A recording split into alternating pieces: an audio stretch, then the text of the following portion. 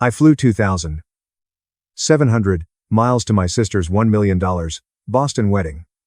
And the staff whispered, "I'm sorry, ma'am, you're not on the list." I called sister to ask. She sneered. "You really think you'd be invited?" So I left one silver box. Hours later, the screams started. "My name is Harper Lane, 29. 7 months ago, I flew from Los Angeles to Boston for my sister Sloane's wedding.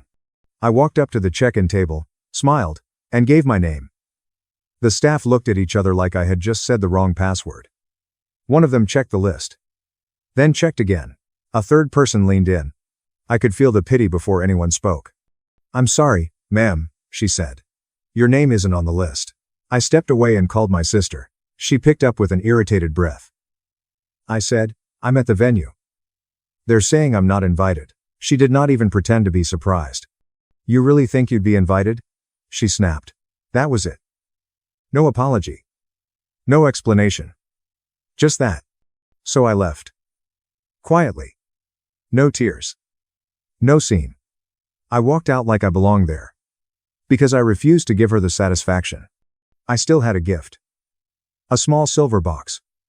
Simple enough to fit in my palm, heavy enough to feel like a decision. I set it on the gift table and went back to my hotel. Later that night, Sloane opened it in front of 388 guests. After that, my phone started lighting up. Call after call. I did not answer. Before I tell you what was in that box, you need to understand something. I learned pretty early that I was never really part of this family. We grew up in a 3-story colonial in Beacon Hill. From the outside, we looked perfect. Old money vibes, charity events, polite smiles. The kind of family people call respectable. Inside that house, there were 2 daughters, but only one mattered. Sloane is 3 years older. She had the bigger bedroom, the nicer clothes, piano lessons, dance recitals, and parents who actually showed up. I got leftovers in silence. It fully hit me on my 11th birthday. I had been counting down like kids do. Double digits. Big deal. I pictured balloons, a cake with my name on it, maybe a couple friends. Maybe my parents acting like I existed for one day. That morning, I ran downstairs. The kitchen was empty.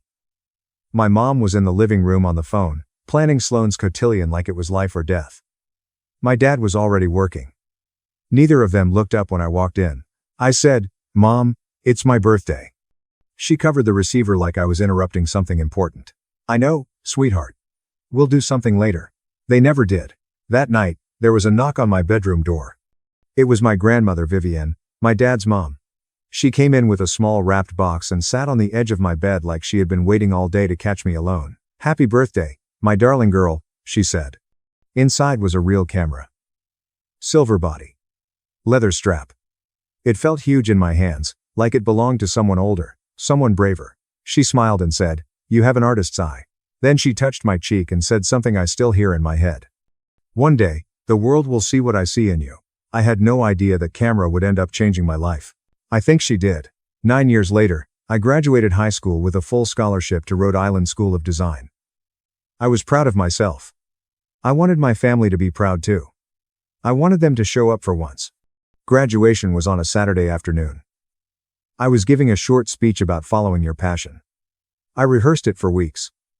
I kept picturing my mom smiling at me and my dad shaking my hand like he respected me. That morning, I came downstairs in my cap and gown.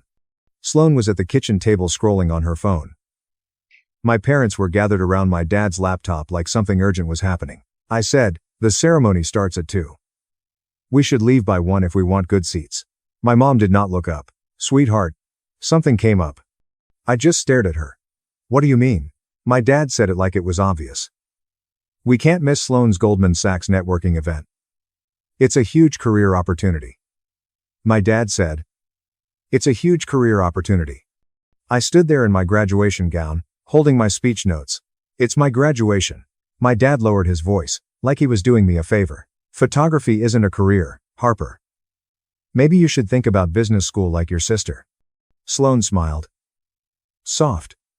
Satisfied. Like she had just won something. So I went alone. A room full of strangers listened to my speech. When they called my name, I looked out and saw one familiar face in the front row. Grandma Vivienne. She clapped harder than anyone. When it was over, she grabbed my hands and leaned in close. Remember, sweetheart, she whispered. The greatest treasures aren't always the ones people fight over. Sometimes they're the ones quietly passed on. And this one, I did not really understand what she meant back then. Years later, standing outside my sister's wedding with that silver box in my hand, I finally did. After graduation, I bought a one-way ticket to Los Angeles. 2 bags. No goodbye. There was no one to say it to. I stayed quiet for 11 years. I started as a wedding photography assistant. Carrying gear. Fixing lights. Doing the jobs nobody wants. I learned everything I could. I saved every cent. I built my business one client at a time. No one in my family asked what I was doing. Harper was basically a stranger to them. Sloan, though, always made sure I knew what she was doing. Every few months, she would call to announce another achievement like I was her personal audience. Corner office. Promotions. Titles. Then the hedge fund manager boyfriend. Then the perfect life updates. One night she said, I just closed an 8-figure campaign. What about you? Still doing those little photo shoots? I was sitting in my office in downtown Los Angeles. Trophy walls. Floor-to-ceiling windows.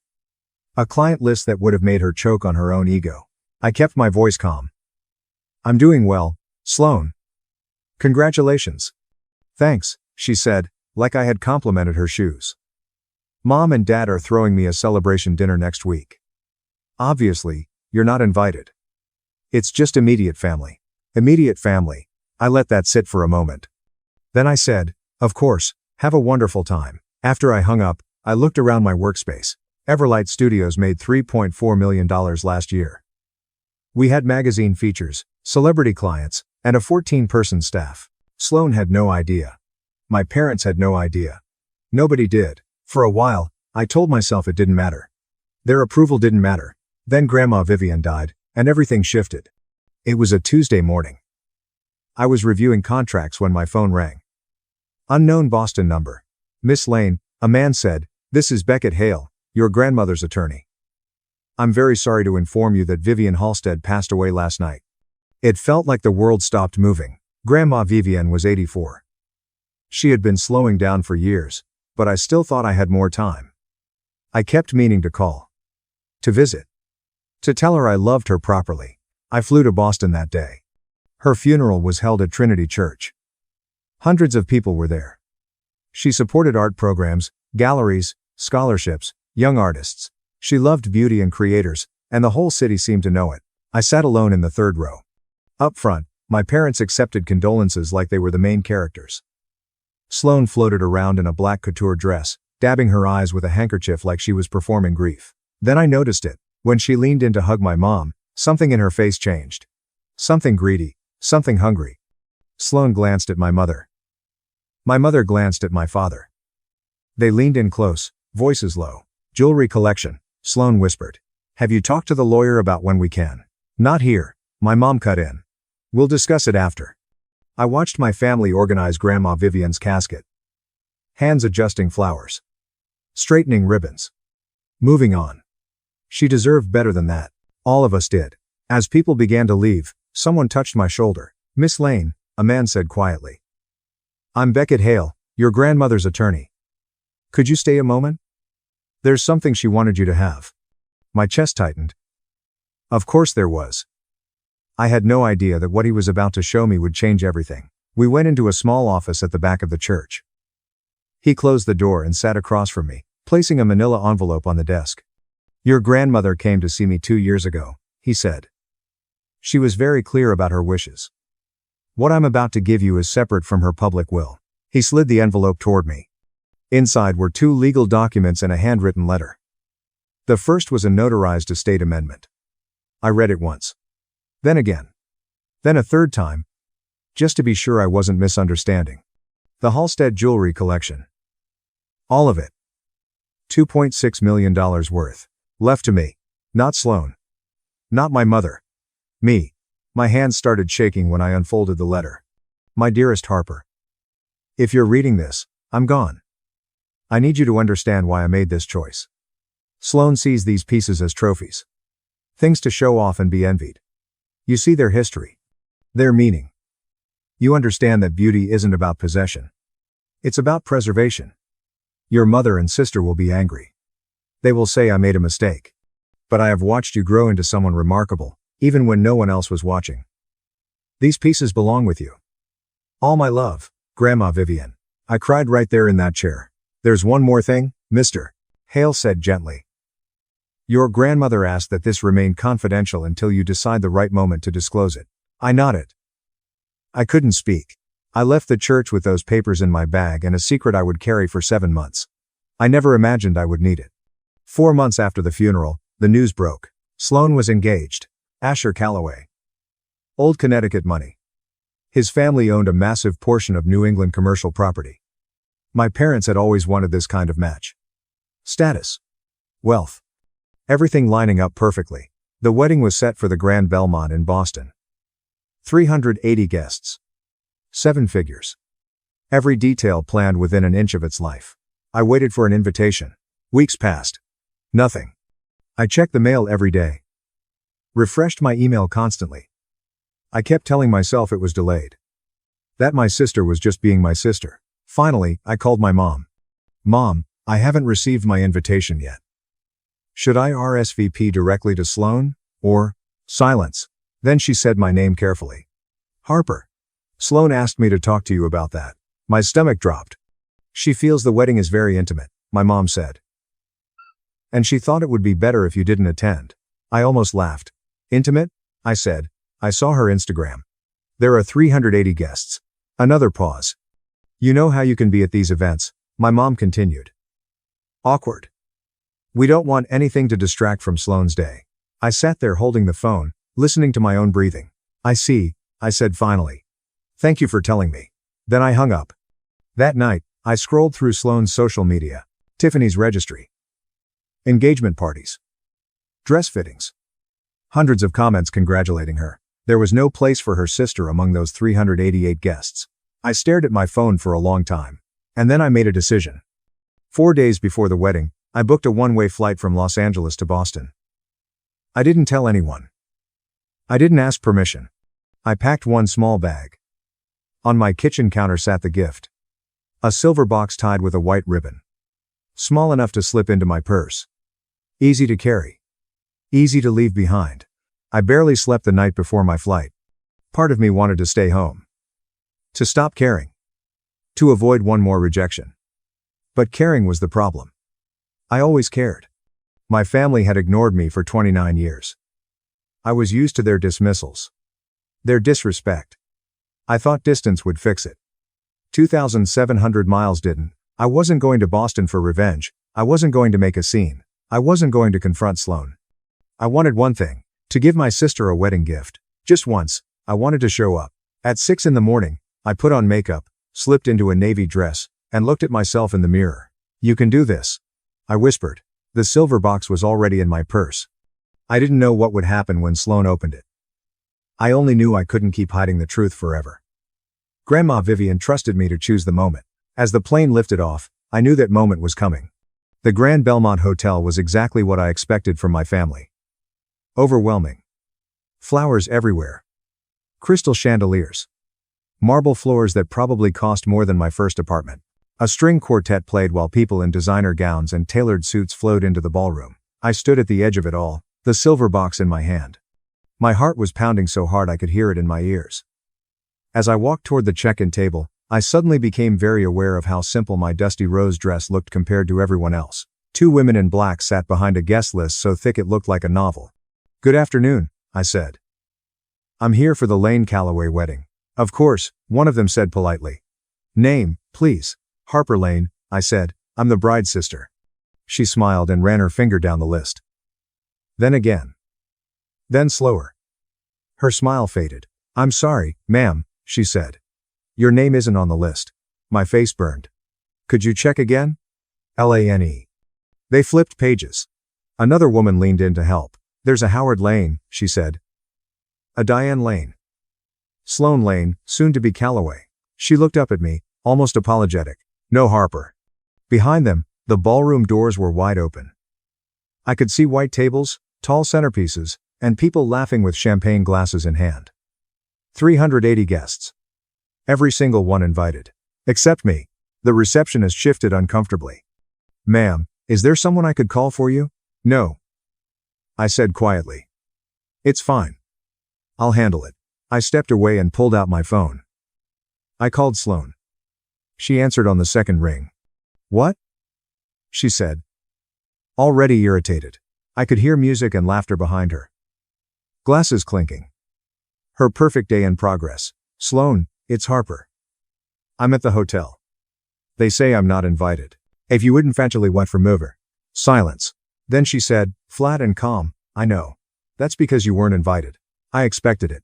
It still hurt. I'm your sister. She laughed. Not nervous.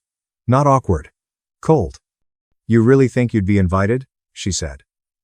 This wedding is for people who matter. Important people. Not someone who takes pictures for a living. Important people. I closed my eyes. I flew across the country, I said. That's your problem. She snapped. I didn't invite you. I just wanted to give you a gift. To wish you well. A gift? She scoffed. What could you possibly give me that I don't already have?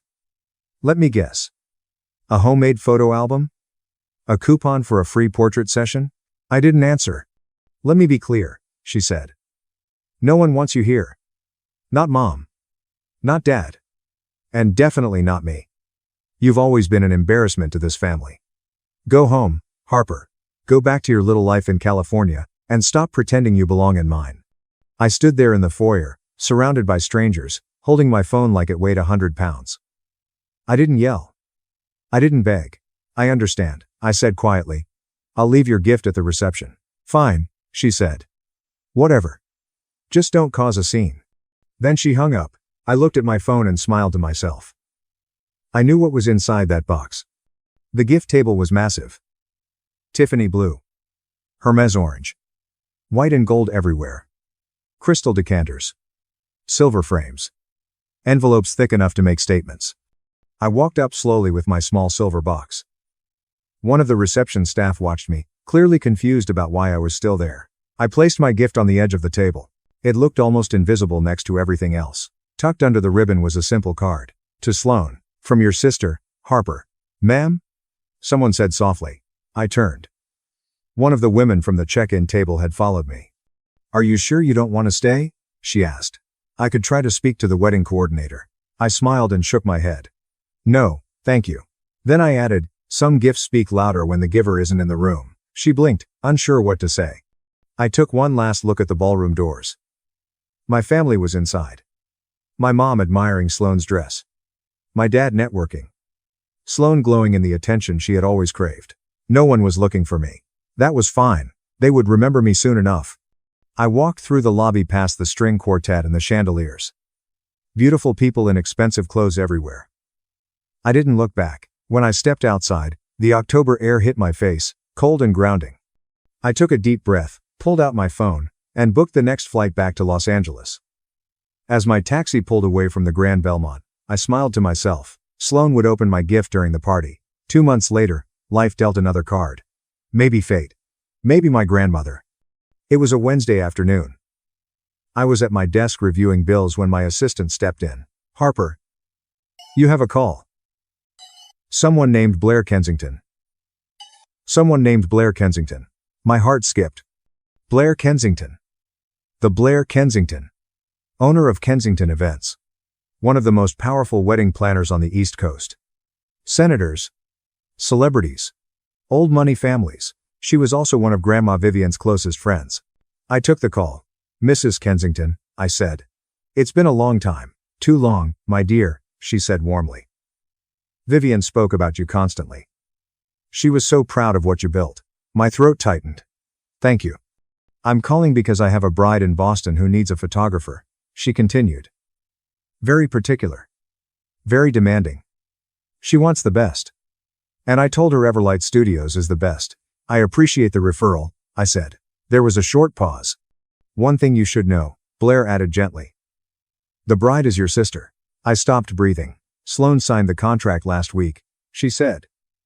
She has no idea you own the company. She only saw the portfolio and fell in love with the work. You knew, I said quietly. And you still recommended us. Your grandmother would have wanted this, Blair replied. She always said the truth finds its own way out. The contract is already signed. $18,000 non-refundable deposit. Whether you show up personally is entirely your choice. I stared out at the Los Angeles skyline through my office window. My sister had hired me. Without knowing it. Without knowing anything. A month before the wedding, Sloan hosted a brunch. I heard about it later through Boston social circles. A 4-season suite. 28 women. Champagne. Crustless sandwiches. Sloan at the center. Playing queen. She talked about the Halstead jewelry like it already belonged to her. Grandma's pearls will be my something old, she said. The collection is worth over $2.4 million. It's been in our family for generations. Someone gasped. How wonderful that it's going to you. Well, obviously, Sloan said with a smile. I was always Grandma's favorite. She knew I would appreciate those pieces properly. Not like my sister, who wouldn't know Cartier from costume jewelry. My mother nodded along, sipping her mimosa. Your grandmother would want you to have them, sweetheart. You were always the one she was proudest of. None of them knew the truth. I had owned that collection for 7 months. Sloan had been calling Mr. Hale repeatedly, trying to get access to the jewelry before the wedding. He kept politely refusing, citing estate delays. She assumed it was just red tape. While she waited, she ordered a custom display cabinet for the pieces. She bragged to Asher's family. She impressed old money friends with vintage diamond stories. She built her image around something that was never hers.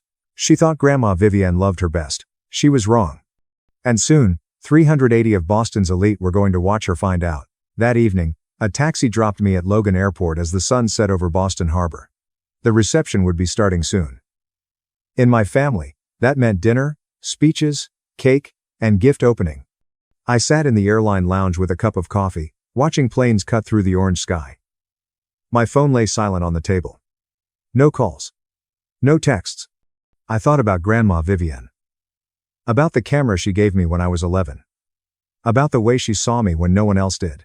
The greatest treasures aren't always the ones people fight over, she used to say. Sometimes they're the ones quietly passed on. In 40. Now I understood. I checked my watch. 7:45. Cocktail hour ending. Guests seated. The MC would be warming up the room. My silver box was waiting. Inside it was everything. Grandma Vivienne's will. Her letter. A photo of the two of us at her favorite jewelry shop. And the folded Everlight Studios contract, signed in Sloan's name. At any moment, she would pick it up.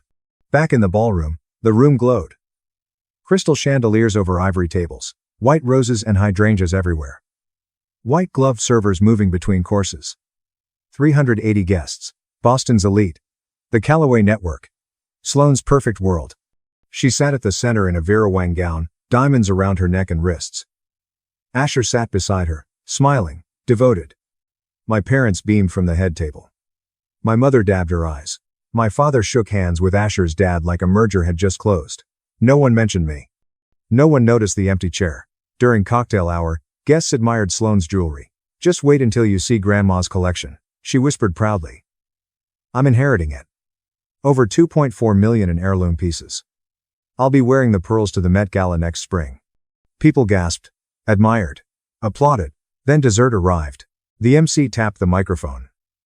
Ladies and gentlemen, it's time for a special moment. Before we cut the cake, our beautiful bride and groom would like to open a few gifts. Sloan clapped excitedly. Asher smiled. The gift table stood nearby. Among the Tiffany blue and Hermes orange boxes sat one small silver box with a white ribbon. At first, she ignored it. Then she wandered over, smiling broadly. Let's see what treasures await, she said, drawing a few laughs from the room. She opened a crystal vase. Then sterling candlesticks. Polite smiles. Quiet murmurs. Then her hand landed on the silver box. She picked it up, read the card, and laughed. Oh, look. She announced loudly. A gift for my sister. The one who couldn't even afford to show up properly. The room went quiet. Asher leaned in, frowning. Sloan, let's see what she got us. She giggled under her breath. Probably a homemade coupon. Or one of her little photos. Still smiling, she untied the ribbon and lifted the lid. Her smile froze. Inside was a thick official envelope. She hesitated, then pulled out the papers. The first page was legal. Stamped. Signed. Notarized. The second was a handwritten letter on cream paper. The third was a photo of an older woman and a little girl standing outside a jewelry store. Sloane started reading. The color drained from her face. White. Then red. Then white again. Asher leaned closer. What is it? She didn't answer. Her hands began to shake. The letter slipped from her fingers and fluttered to the floor. At a nearby table, my mother noticed. She stood abruptly. Sloane, sweetheart? Sloane looked up at her, eyes wide and unfocused. This can't be real, she gasped. This can't. Grandma loved me. She would never. The room went still. 380 people watching a bride unravel. Then Sloane noticed another folded page at the bottom of the box. My mother rushed to the head table. What is it? What's wrong? Sloane shoved the papers into her hands. My mother scanned the document. The legal seal. The notarized signature. The line naming Harper Lane as the sole owner of the Halstead jewelry collection. All of it. My mother went pale. This has to be a mistake. It's not. Sloane snapped. Look at the date. 2 years ago. Before Grandma even got sick. Whispers rippled through the ballroom. Isn't that the jewelry she was talking about earlier? The 2.4 million collection? She said it was hers. Sloane heard them. Her face twisted. This is fake, she shouted, waving the papers. My sister forged this. She's always been jealous of me. My father stepped in behind my mother. Let me see that. He picked up the letter from the floor. Grandma Vivian's handwriting. Her words. Her reasoning. Clear and unmistakable. My mother whispered. Graham, tell me this isn't real. My father said nothing. He knew that handwriting. He knew his mother's signature. And in that silence, something finally landed. This can't be happening, he said quietly. Sloane clutched the letter and broke down. Not today. She sobbed. Not at my wedding. Asher stared at her, stunned. He looked like he was seeing her for the first time. Then he said, wait. His eyes dropped to the box. There's something else in there. Sloane looked down. Beneath the tissue paper was another folded document. She pulled it out with trembling hands. A contract. R.Studio's wedding services agreement. She skimmed the page, then froze on the signature line. Client, Sloane Lane. Company owner, Harper Lane. Deposit, $18,000, non-refundable. No, she whispered. No, no, no. Sloane, Asher said sharply. She handed him the paper. His expression changed as he read. You hired her company, he said. You told me your sister was a failure. That she couldn't hold down a job. I didn't know, Sloane stammered. I didn't know. She spun around, wild-eyed. Where's the photographer? Where is the photographer? A young woman with a camera stepped forward, clearly nervous. I'm the lead photographer, ma'am. Harper Lane owns R.Studios, but she doesn't usually attend weddings personally. Asher looked at her. You work for my sister? The photographer nodded. R has photographed over 240 weddings. We're one of the top firms in the country. The room went dead silent. 380 guests, watching Sloane's perfect world collapse in real time. Phones came out at nearby tables. Did she say 2.4 million? The photography company is owned by her sister? The one Sloane's been calling a failure? Asher slowly lowered the contract. Sloane, he said. What else have you lied about? She couldn't speak. She just stared at her phone with shaking hands. Probably trying to call me. To yell. To fix it. Some things don't get fixed. My parents closed in around her as whispers turned into murmurs.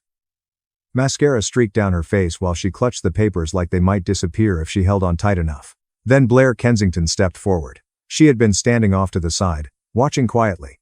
Like someone who knew exactly when to intervene. If I may, she said. The room went silent. Blair took the document from Sloane's hands and glanced at it. This is authentic, she said calmly. I personally witnessed Vivienne Halstead sign this amendment 2 years ago. I was present when she discussed her wishes with her attorney. My mother shook her head. Blair, you can't. I can, Diane, Blair said firmly. She looked at Sloane with something close to pity. Vivienne was my closest friend for 40 years. She told me exactly why she made this choice. Sloane cried out, then tell them why she would do this. Blair didn't hesitate. She said Sloane sees jewelry as trophies, she said. Harper sees them as memories. Your sister was the only one who ever loved Vivienne for who she was, not for what she owned. The room stayed silent. Sloane had nothing left to say. The words hung in the air. Somewhere near the back of the room, someone had already pulled out their phone and started recording. Blair folded her hands. She also said something else, she added. Harper never asked her for anything. Sloane never stopped asking. That mattered to her. Sloane opened her mouth. Nothing came out. For the first time in her life, my sister was speechless. 380 people watched it happen. Then a voice spoke up from the back of the room. There's something else people should know. A tall, silver-haired man stood. Late 50s. Expensive suit. The kind that didn't need a label to announce itself. Sterling Whitmore.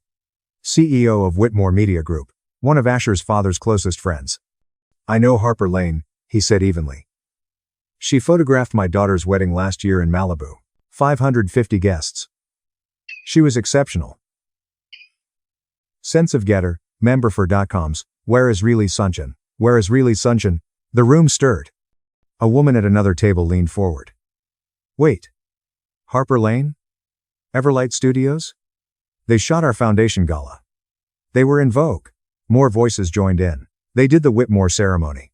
I heard their book nearly 3 years out. She turned down a celebrity wedding my friend tried to book. Sloane shook her head, laughing weakly. That's impossible. Harper takes pictures of strangers. She's nobody. Sterling looked at her, unimpressed. Actually, he said, she's quite successful. Everlight Studios brought in over $3.4 million last year. She's one of the most sought-after wedding photographers on the West Coast. My mother dropped into a chair. $3.4 million, she whispered. My father stood frozen. I could picture his face. The one he gets when he's recalculating everything he thought he knew. She never said anything, he muttered. Someone nearby replied without hesitation. Why would she? From what it sounds like, your family wasn't very interested in listening. Sloane turned on Asher. This doesn't change anything. She's still trying to ruin my day. She's still. Stop talking. Asher's voice cut through the room. Cold. Final. Silence followed. The kind that settles after something explodes. 2,700 miles away, my phone started ringing. I was in the airport lounge, sipping my second coffee, watching the Boston skyline darken through the windows.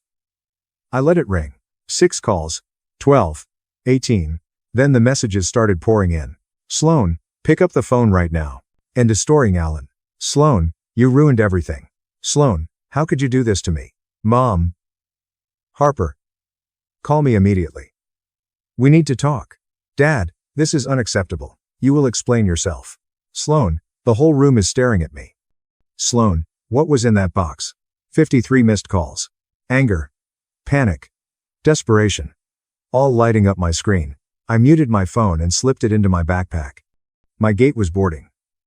I rolled my luggage toward the jetway, passing families hugging goodbye, couples kissing, business travelers typing emails. No one around me had any idea what was unfolding in that ballroom. No one knew a bride was crying in front of hundreds of guests. That a family was cracking open in real time. That a secret held for decades had finally surfaced. I handed over my boarding pass and stepped onto the plane. Just before I turned my phone off, one more message came through. Not from Sloane. Not from my parents. From Asher. Harper, this is Asher Calloway.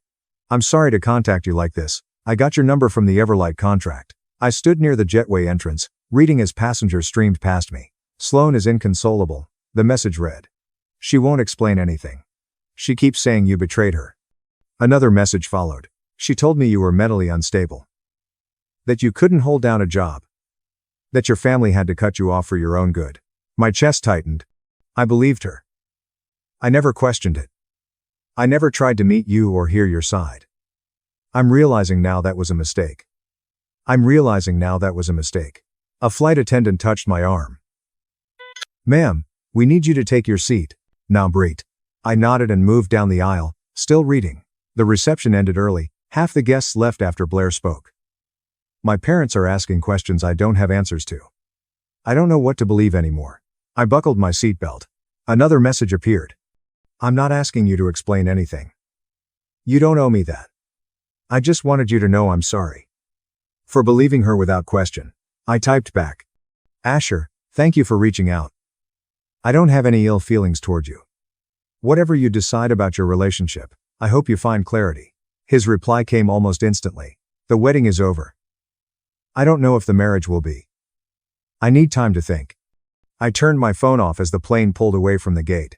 On the flight back to Los Angeles, I watched Boston's lights disappear beneath the clouds. I thought about Sloane's frozen expression. My parents' silence. Everything they had refused to see for 29 years. There was nothing left to explain. I didn't forge anything. I didn't trick anyone. I didn't set a trap. I told the truth. That was all. Somewhere over the Rockies, I opened my notes app and typed a single line. Not for anyone else. Just for me. I will allow access temporarily. No more shrinking. No more chasing. This is my limit. I didn't expect apologies. I didn't plan to pursue reconciliation. I was done making myself small just to be acknowledged. When we landed in Los Angeles at sunrise, the Pacific glowing beneath the wings, I felt strangely calm. The next morning, my assistant Mila met me at Everlight Studios, eyes wide, phone in her hand. "Harper," she said. "You need to see this." She turned the screen toward me. A TikTok video, 2.8 million views. And climbing. The caption read, "Rich bride discovers her loser sister is a millionaire." The video was everywhere. Someone had filmed the entire moment at the head table. You could see Sloane flipping through the papers, her expression shifting from smug to confused to completely shattered. Blair's voice was clear in the background. Sterling Whitmore's words. Asher telling her to stop talking. All of it. The comments were brutal. People pointed out how the quiet one always gets underestimated. How my grandmother clearly knew exactly who deserved the jewelry. How Sloane's entire image unraveled in front of 380 people. Thousands of strangers were cheering for a 30-second clip of a woman they didn't know. "Your name is trending," Mila told me. Everlight Studios got over 420 inquiries overnight. Inquiry Studios. I sat down slowly. This wasn't something I wanted. I hadn't planned it. I hadn't asked for interviews, headlines, or attention. I had just gone home to give my sister a gift. Now the world was watching. My phone started ringing. Emails followed. A reporter from the Boston Globe wanted an interview about the viral wedding video. I ignored it. "Cancel my meetings today," I told Mila. "I need some time. This isn't over. I can feel it." 4 days later, my receptionist buzzed my office. "Miss Lane, there's a woman here to see you. She says she's your mother." I closed my eyes before standing up. My mom looked completely out of place in the lobby. Chanel earrings. Silk blouse. Perfect hair. And eyes that were red and unsure. She took in the reception desk. The awards on the wall, the magazine covers with Everlight Studios printed across them. "All of this," she said quietly. "It's yours?" "Yes. You never told us. You never asked." She followed me into my office. I closed the door. She sat across from my desk, hands folded in her lap like she didn't know what to do with them. "I came to talk about what happened," she said. "I thought you ruined your sister's wedding. How could you do that to her?" "I wasn't at the wedding, Mom," I said. "I wasn't invited." "You know what I mean," she replied. "That stunt with the gift. I gave her Grandma Vivian's truth," I said calmly. "The documents are real. The will is legal. Everything in that box was authentic." "But why?" she asked. "Why humiliate her in front of everyone?" "I didn't humiliate her," I said. "She humiliated herself." I leaned forward. She spent months bragging about jewelry that was never hers. She lied to her fiancé about me. She told people I was a failure. My mom's face fell. "Mom," I said quietly. "I spent 29 years being invisible in this family. I'm not asking for an apology. I'm asking for honesty." She looked at me then. Really looked at me. For the first time. Her eyes drifted around my office. The floor-to-ceiling windows. The awards. The framed articles. The thank you letter from a senator for photographing his daughter's wedding. The photo on my desk of Grandma Vivian and me, laughing together. She started crying. Not the polite kind. The kind that shakes your body. "We failed you," she said. "I failed you." I didn't speak up. I let her take all the space. She wiped her face. "Sloane was always loud about what she wanted. What she needed. And you were quiet. You never complained. I thought that meant you were fine. I stopped needing you," I said. "Because I knew you wouldn't be there. Because I knew you wouldn't be there." She flinched like I'd hit her. "I thought we gave Sloane more attention because she needed it," my mom said quietly. "But we taught her to need it. And we taught you not to hope." I didn't argue. "Vivian tried to tell me," she continued. "She said I was losing you. I didn't listen. I thought she was being dramatic. She took a breath. I don't expect forgiveness.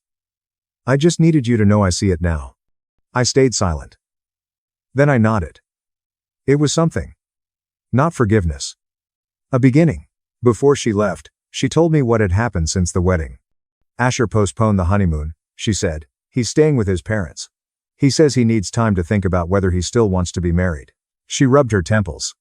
The video made things worse. It's everywhere. Over 360,000 views. People at Sloane's company have seen it. Her boss called her in. They asked her to take a leave until things calmed down. My chest felt heavy. Not satisfied. Just tired. There's more, she said. The Callaways called your father. They asked if Sloane had lied about anything else. They care about reputation. Sloane tried to say you manipulated everything. That Vivian wasn't in her right mind. She let out a short, bitter laugh. But Blair Kensington told them the truth. Sloane lost more than jewelry. She lost Asher's trust. His family's respect. Her career. The image she built her entire life around. She blames you, my mom said softly. She says you destroyed her life. I didn't destroy anything, I said. I stopped pretending. My mother stood, picked up her bag, and moved toward the door. As she left, her voice cracked. Vivian always said you were the strongest of us. Then she was gone. That evening, I stayed late at the office. The building was quiet. Everyone had gone home. I watched the Los Angeles sky shift from gold to pink to deep blue. I picked up the photo of Grandma Vivian from my desk and studied her face. She had always seen me. Even when no one else did. The room felt still. If she were there, I could almost hear her voice. I just planted the seeds, darling. You're the one who grew. I wasn't trying to punish my family forever. But I couldn't hide anymore. In the dim light, I made a decision. Reconciliation would require responsibility. Not blame. Not excuses. And this time, I wasn't shrinking to make anyone comfortable. No more shrinking to fit. Either I would be treated as an equal, or not at all. I wrote it down for myself, like a boundary I couldn't unsee once it existed. I would allow access carefully. Temporarily. People could pass through. But they would not stay by default. That was my limit. For the first time, I chose myself without negotiating it. 9 days after my mother's visit, I went to the bank. The Halstead pieces were stored in a private vault. 14 generations of history resting quietly behind steel doors. I took my time. Pearl necklaces from the 1930s. Art Deco diamond earrings. A sapphire brooch once worn by a duchess. I ran my fingers gently over each piece, thinking about the women who had worn them, the lives they lived, the stories attached to every clasp and setting. These were not trophies. Grandma Vivian never wanted them paraded or used to impress strangers. Beauty isn't about possession, she used to say. It's about preservation. Now I understood. I loaned the most important pieces to the Boston Museum of Fine Arts, to be displayed in the decorative arts wing under a small plaque bearing Vivienne Halstead's name. The rest would stay protected, their meaning intact. As I was leaving the vault, the bank manager stopped me and handed me a sealed envelope. This was in the safe deposit box as well, he said. We must have missed it before. Inside was a short handwritten note. My darling Harper. One more thing I didn't tell you. I left Sloane something too. A small pearl bracelet that belonged to my mother. Simple. Not valuable. But meaningful, if she can understand its worth. I hope someday she will. Love always, Grandma Vivian. I cried right there in the bank lobby. My grandmother still believed my sister could change. Maybe she will. Maybe she won't. Either way, I would honor Vivian by being who she always believed I was. The wedding was 7 months ago. I'm back in Los Angeles now, running Everlight Studios. The viral video faded, like they always do. My name stopped trending. Life moved on. Some things did change. My mom calls once a week now. Our conversations are awkward and careful, but real. She asks about my work. I tell her. She listens. It's a start. My father wrote me a 3-page handwritten apology. He admitted years of blindness. I haven't replied yet. I'm still deciding what I want to say. And whether silence is an answer too. Sloane has called a few times. She isn't apologizing. Not really. She says things like, I'm trying to understand. Maybe that's the beginning. Maybe it isn't. What I know is this. I didn't go to that wedding to hurt my sister. I went to be seen. The gift wasn't meant to destroy her.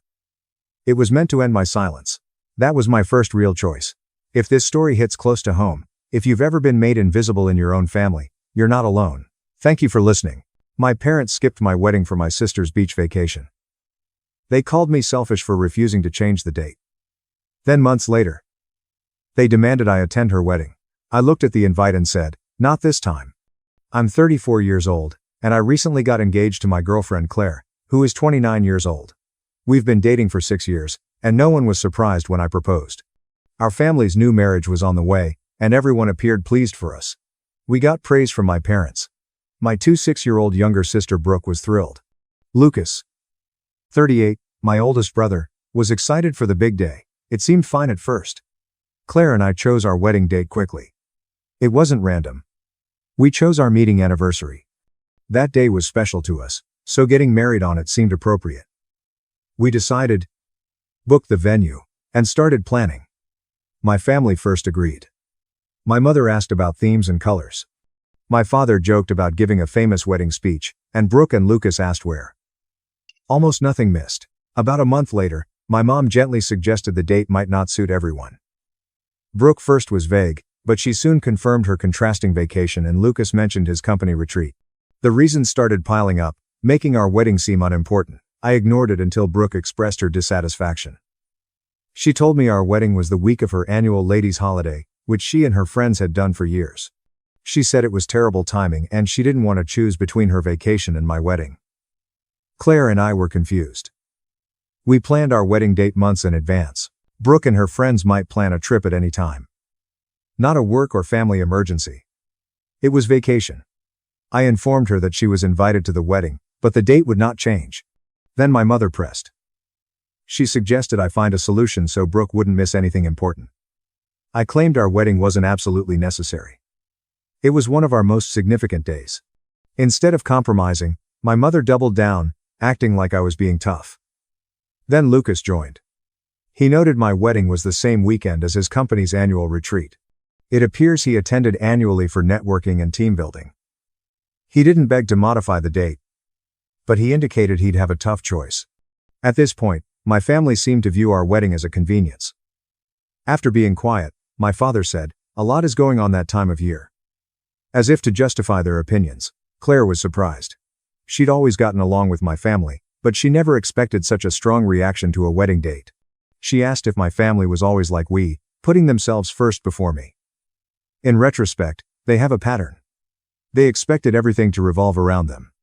My mother suggested delaying. She continued making it seem like we were inflexible, when we were actually told to rearrange things for everyone. I'd had enough. I confirmed the date.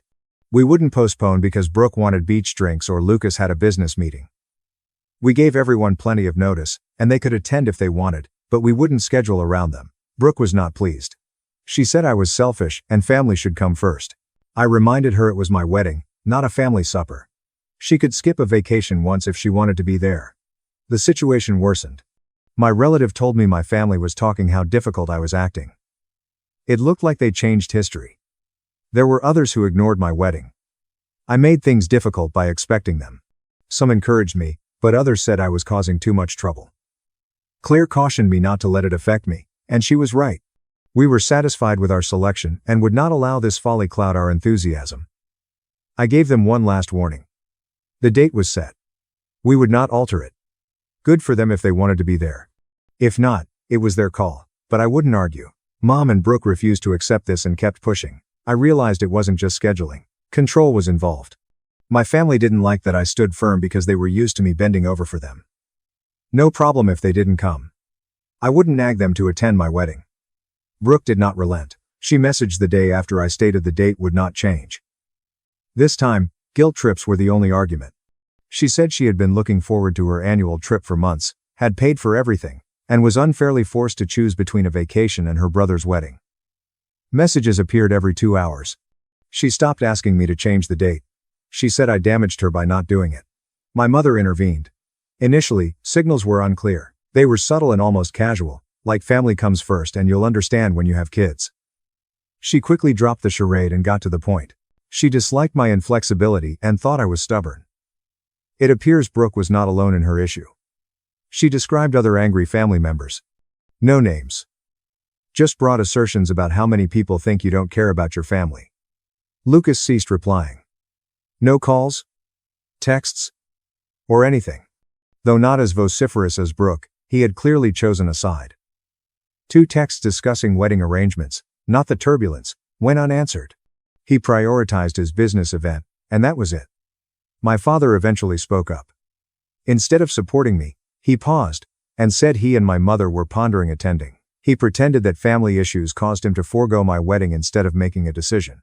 He softened it by saying they didn't want any stress on our wedding day, but the message was clear. They were angry that I wouldn't give in and considered skipping their son's wedding. However, Claire's parents were incredulous. After seeing things unfold, they stopped being kind when they heard my parents might not attend the wedding. They continuously reminded us that we were right and would support us no matter what my family did. Claire and I decided not to wait for my family's approval. We were excited to organize the wedding. We started planning, arranging, and making the day enjoyable, regardless of who showed up. The family formed teams then. Some of my cousins, aunts, and uncles congratulated us or confirmed their attendance, but others supported my parents and Brooke. My mother and Brooke told everyone how awful I was, I heard.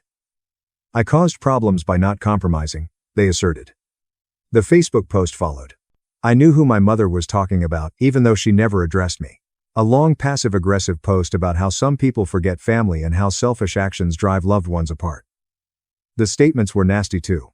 Many relatives joined in, ambiguously but unanimously supporting her. Claire didn't blink. She told me not to respond. She was right, it was a ploy to get me involved in more turmoil. If I intervened, it would be disastrous. I stuck to our strategy instead of getting swept up. Wedding invitations went out. We showed my family they were welcome. Finally, Brooke and Lucas tied the knot. Both declined. They didn't call or explain. They mailed their RSVPs with a no. However, my parents were uncertain. Not expressly declining, not confirming. They still wanted me to change my opinion. Then a cousin informed me. I knew my mother and Brooke didn't like the wedding date, but I didn't expect them to subtly discourage family from coming. They didn't call for a boycott, but their vitriol made some families uneasy. That was my breaking point.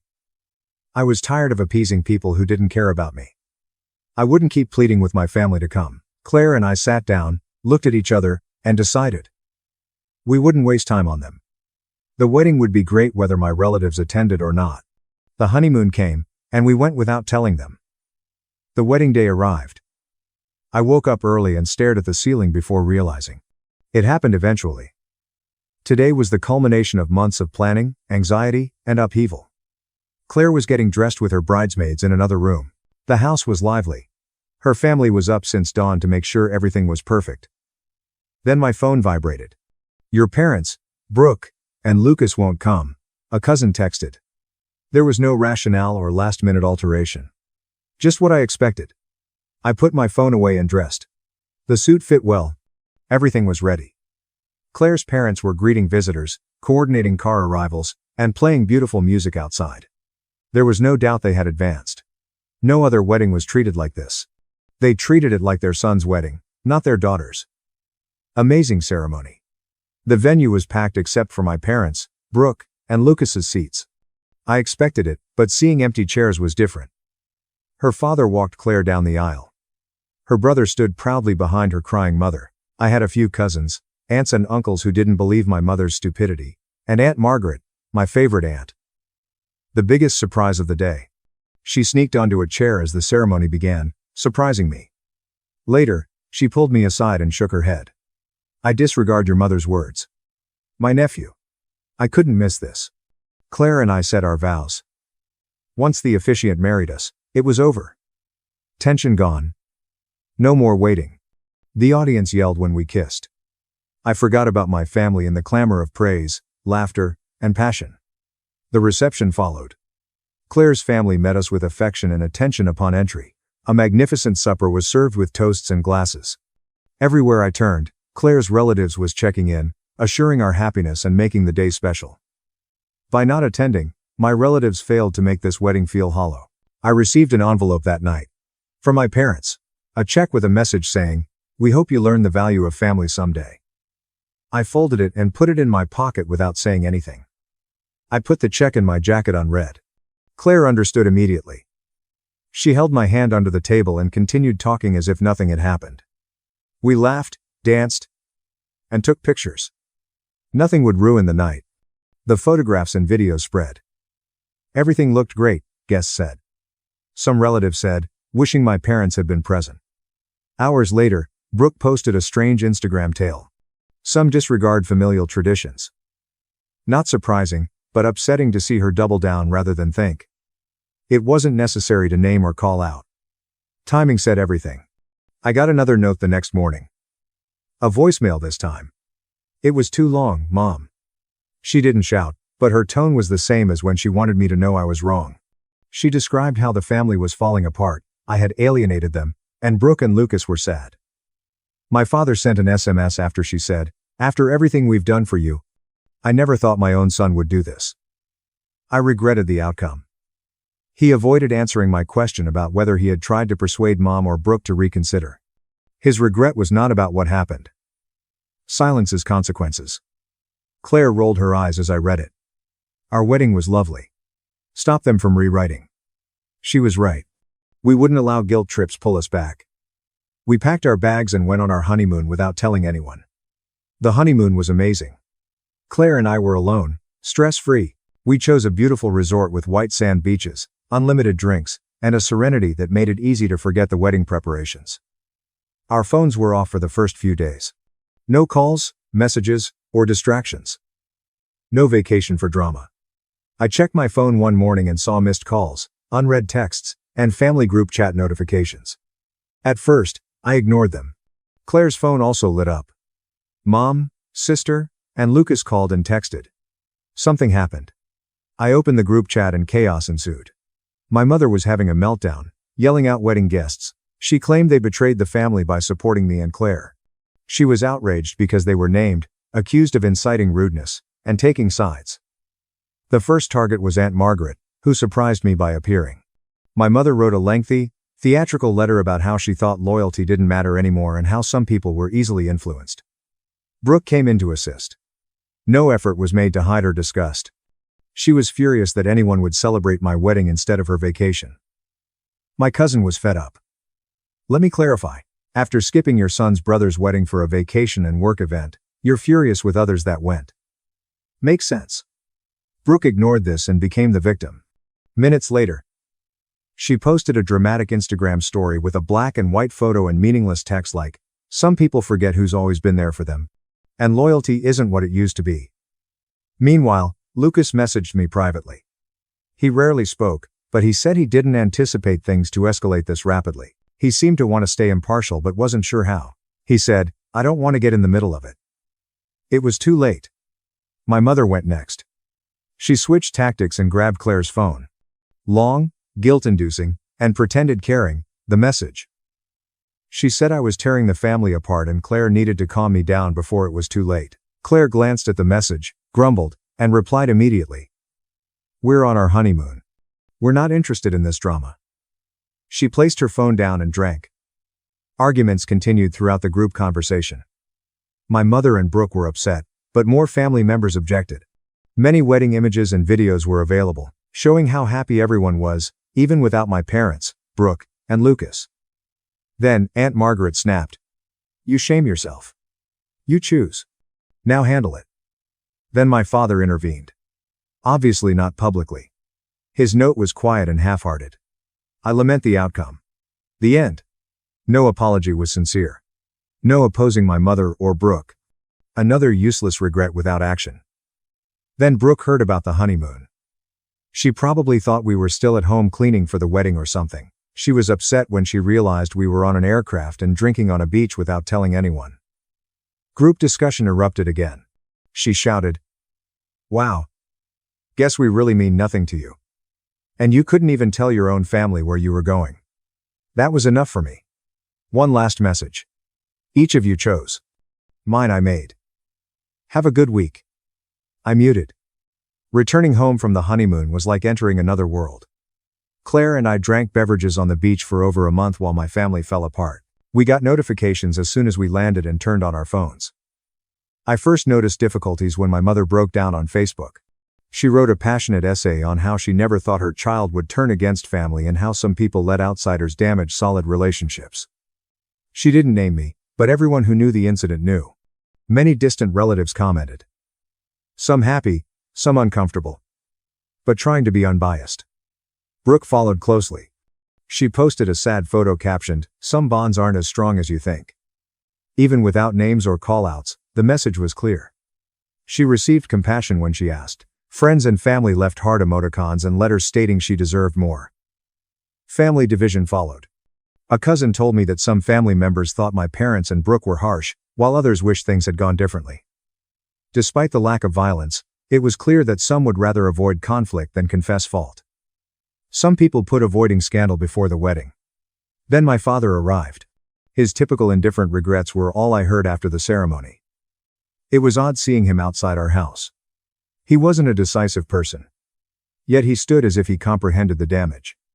Wanted to chat, he hesitated inside, clearly uneasy.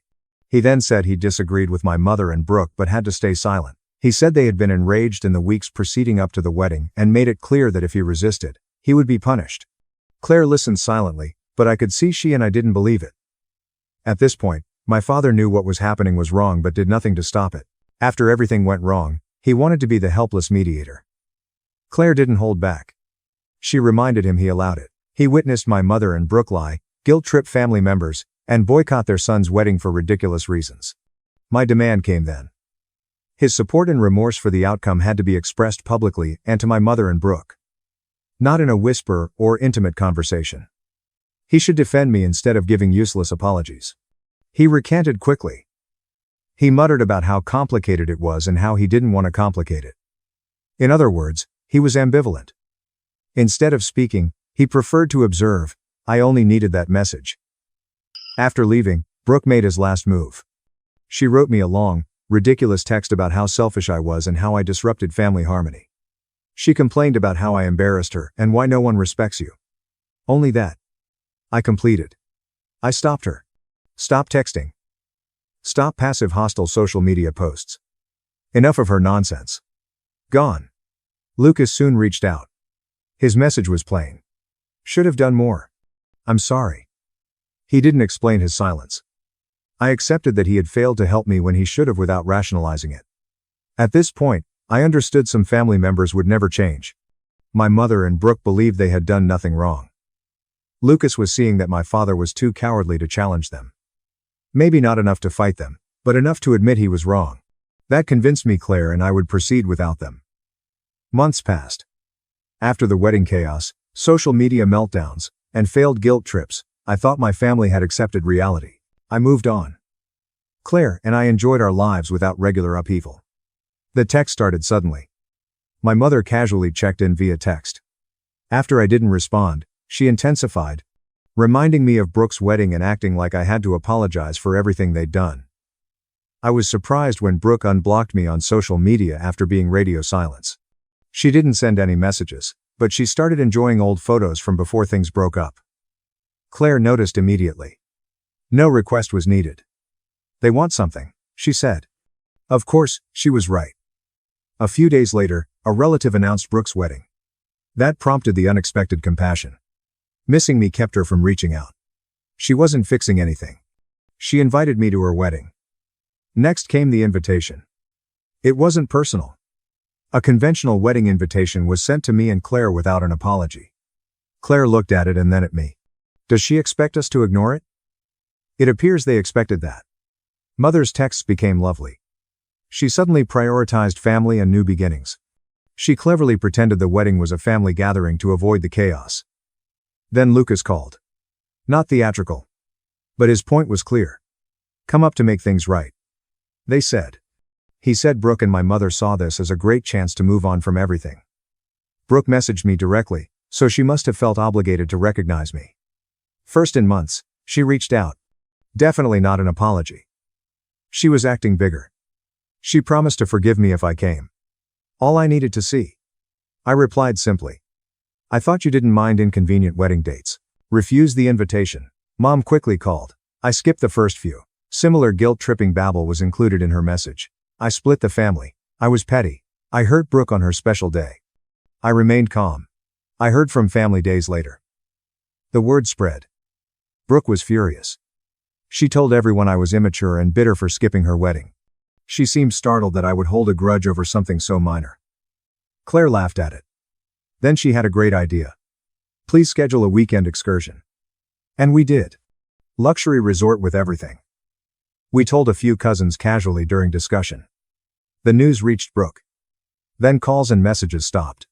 I think Brooke and my mother knew nothing they said would change my opinion. No more fake love texts. No more desperate attempts to get me to go. My father reached out. Brief message. I lament the outcome. Same as previously. Same empty regrets without action. I remained calm. I had enough closure then. Brooke's wedding passed without mention. No last-minute requests. No last guilt trips. They seemed to have realized I wouldn't go. I realized we were free after spending the weekend at the beach with Claire, blissfully unconcerned. Claire and I were so relaxed during Brooke's wedding week. We had a normal weekend, unconcerned with the family drama of the past few months. Brooke tried to manipulate things, but we moved on. We spent the wedding weekend peacefully. We didn't get caught up in the drama. I didn't check my phone for family communications, but the results were swift. My cousin laughed when he contacted me. Brooke must have told the family about her missing sibling. She told everyone I refused to support my sister on her special day. She made my absence seem like the worst betrayal and that I hurt the family. Brooke wasn't alone. A few days later, I saw my mother's Facebook message. It was an unclear dramatic situation clearly intended at me. She lamented that some individuals can't move on and that family should come first. It was a textbook guilt trip. Lucas sent me a last-minute message regretting things and urging me to reconsider attending Brooke's wedding. He recognized our family had handled things terribly for once. He did not directly criticize them. Claire, usually rational, told me they weren't worried about my wedding. They didn't respect my restrictions or aid me with Brooke. She was right. I owe them nothing. Brooke texted me claiming to be the bigger person just as things were calming down. She said, "It would mean a lot if you came, but I understand if you're still holding a grudge." It was a fake olive branch, but I saw through it. Not wasting time exchanging niceties. I replied, "You didn't adjust your plans for my wedding, but I should for yours." It wasn't warmly received. She flipped instantly. She accused me of selfishness and nostalgia within minutes. Not surprised. Brooke was always trying to rewrite the script when things went wrong. Mom wasn't done either. After several hours, she called, crying, and panicking. She stated I was tearing the family apart and that if I didn't mend it, it would never be the same. I wasn't convinced. I'd heard this manipulation enough. I told her, "Brooke and the rest of you made your choices, and now I'm making mine." I never answered her calls again. Extended family told me about the wedding. I didn't care about rumors regarding tension throughout the event, like Brooke continuously criticizing my absence and how unjust it was. Brooke made her bed. She had to lie down. Lucas then communicated. After the wedding, several days passed. Due to the chaos, the wedding was a disaster, he told me. The tension was clear, and many were complaining about family feuds ruining everything. However, Brooke made one last vicious move. She fulfilled my expectations. She updated Instagram. She thanked her true family and cut poisonous people out of her life.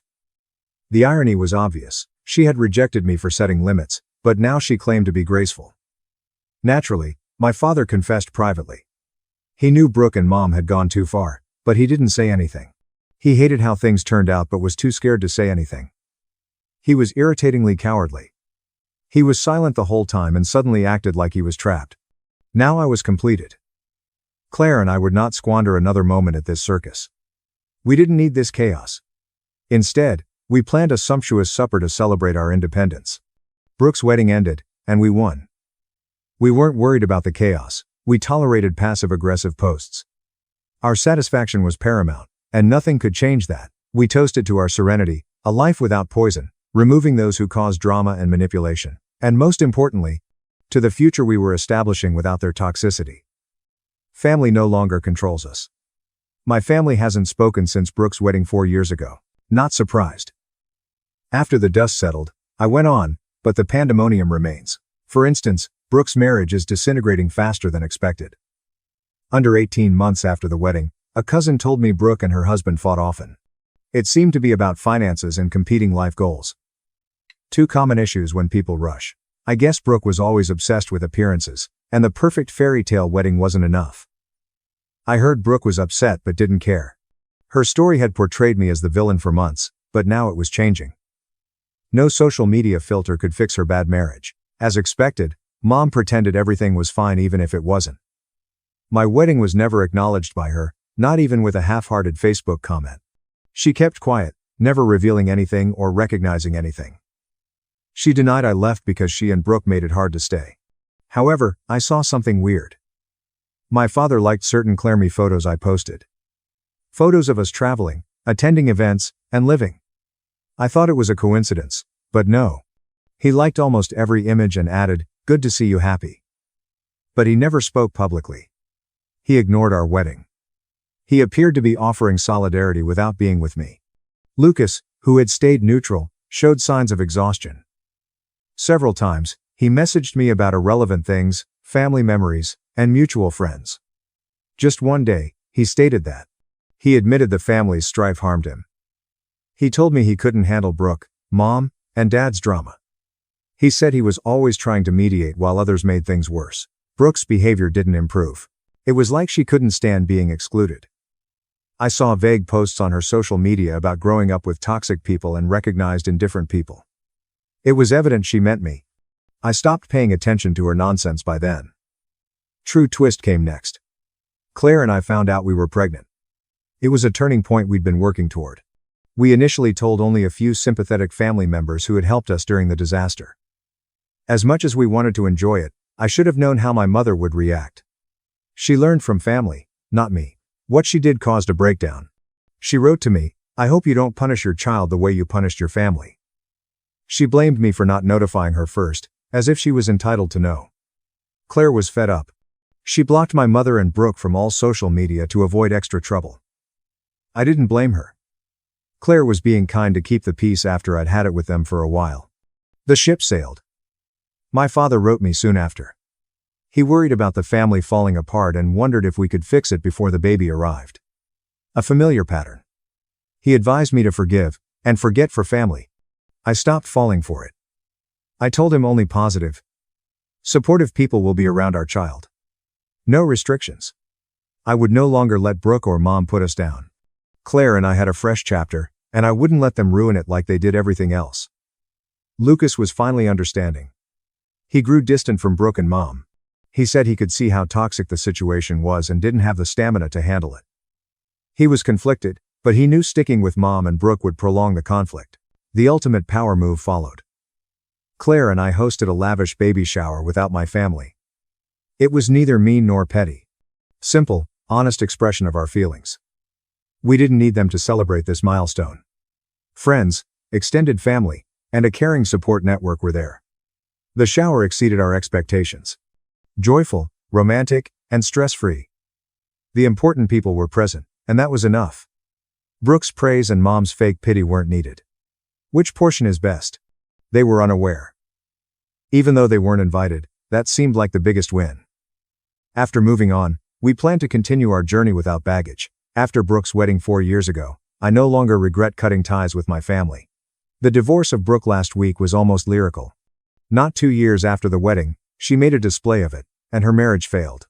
Despite not having all the details, I've heard enough through the grapevine to know it was coming.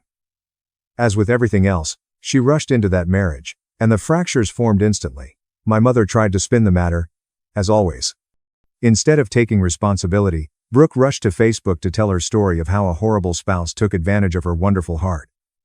She spoke at length about her heartbreak for Brooke, how unjust everything was, and how this was a lesson in trusting others.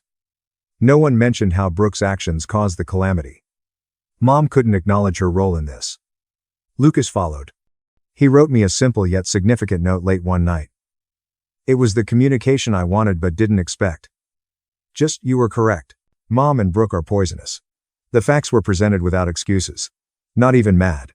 Lucas had paced the line between us and them for years to keep peace. But now he'd seen it, and I could tell he'd had enough. I delayed responding. Like me, Lucas needed time to process. My mother apologized days later. She sent me a lengthy email apologizing for the outcome and describing how hard it had been for her. The apology was fake, as usual. It was more about how she was coping, how hard losing her child was, and how much she wanted to get along. She noted her anguish throughout the incident, but not how much she contributed to the calamity. Next came the kicker. A cousin I had kept in touch with warned me about a family event my mother was planning. Mom evidently prepared a surprise party to force me to apologize. She told everyone she was praying for a family reunion miracle. She was clearly attempting to make myself look bigger and more important. I couldn't blame Claire for her impatience. She insisted, "Our child does not need to be around that negativity." No way. I agreed. We had made so much progress toward peace, and I wasn't about to let my mother or Brooke drag us back into their toxic drama. No way was I going to attend a reunion as the villain. So I did what was required. I officially blocked my mother, Brooke, and all other family members who supported them. It went beyond social media. I blocked texts, emails, and everything. I stopped playing those games. My father sent me one last SMS.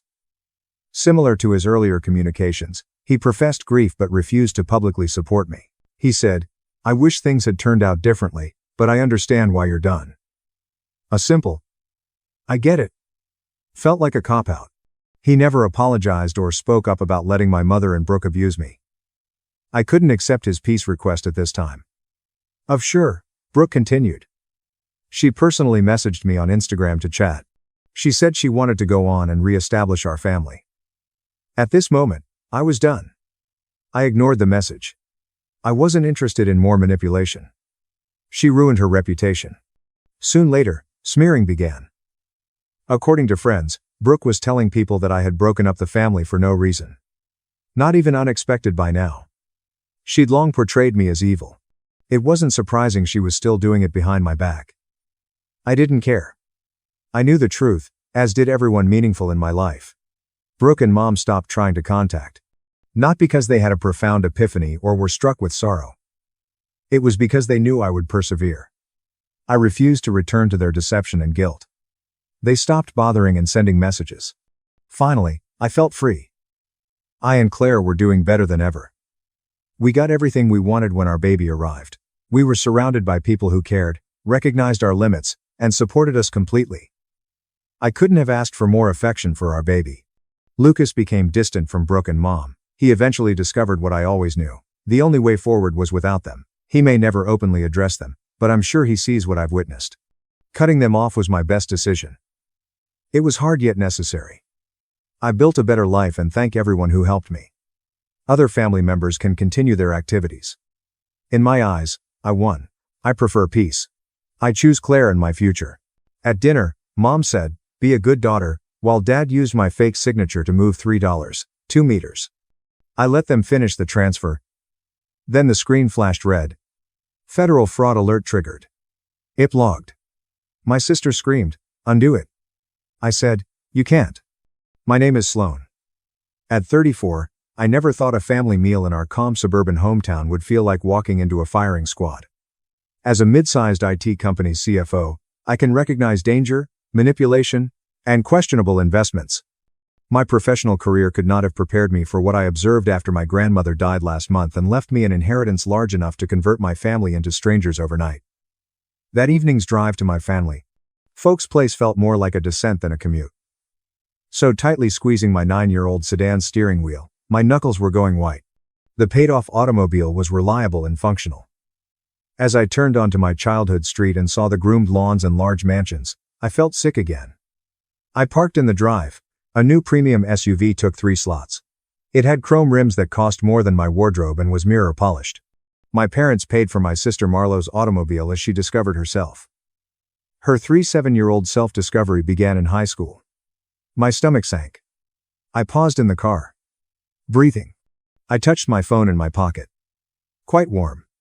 A background audio recording app ran. It ran since I left my apartment. Not paranoid. I prepared. I inspected the home. It appeared great externally, but I knew it was rotten inside. Sterling, my father, wants to play the generous patriarch who offers everything. Callista, my mother, is the puppet master, twisting a knife in your back while caressing and loving you.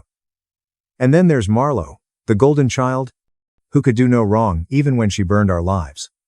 Checking my rearview mirror reflection. I looked exhausted but determined. They assumed I was come for a therapeutic supper. People thought I was going to sign papers to help the family cope with Grandma Winslow's passing. They didn't know I was heading in with a metaphorical bomb on my chest, waiting for one of them to light the fuse. Got out of the automobile. The air smelled like costly fertilizer and jasmine. It smelled like childhood. Smelled like lies. Gravel crunched under my sensible work shoes as I walked to the front door. I breathed deeply, put on my best neutral expression, like in boardroom negotiations when things go wrong, and rang the doorbell. Without knowing it, that was my last time ringing the bell as a daughter. My identity would change when I departed.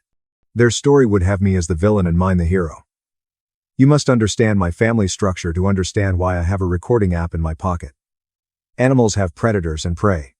My household had the golden and spare children. I distinctly recall my 11th birthday. I remember it like a brand. I requested a specific art collection for months. I was a timid youngster who drew in corners to blend in. Parents bought it for me. I was thrilled. I recall removing the wrapping paper and seeing the wooden box with colored pencils and pastels. Just briefly, I felt seen.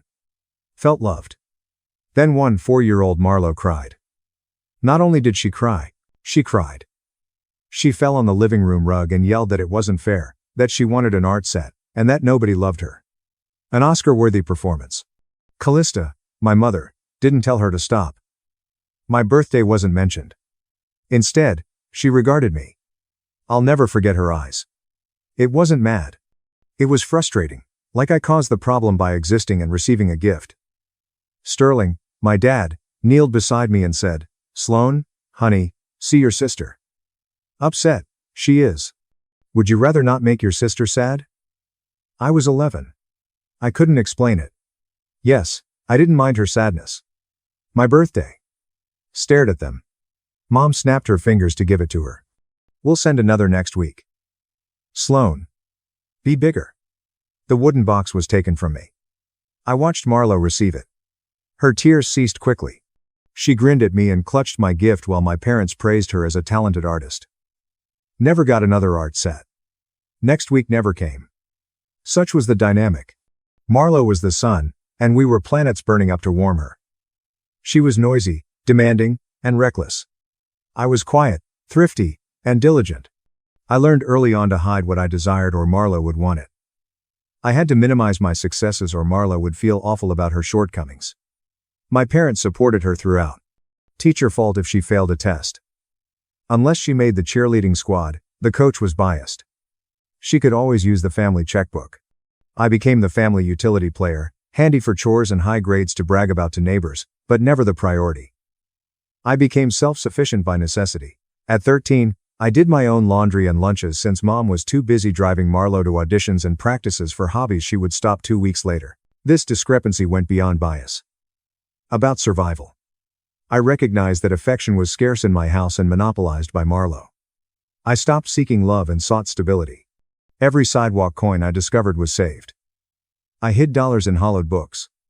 I constructed barriers around myself, brick by brick, dollar by dollar.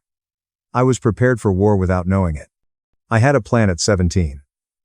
I was leaving. I was going to college, obtain a practical, well-paying degree, and never ask for money again. School, not gaming, or social media, was my laptop goal. Coding and accounting were my goals. I knew parents wouldn't buy me one.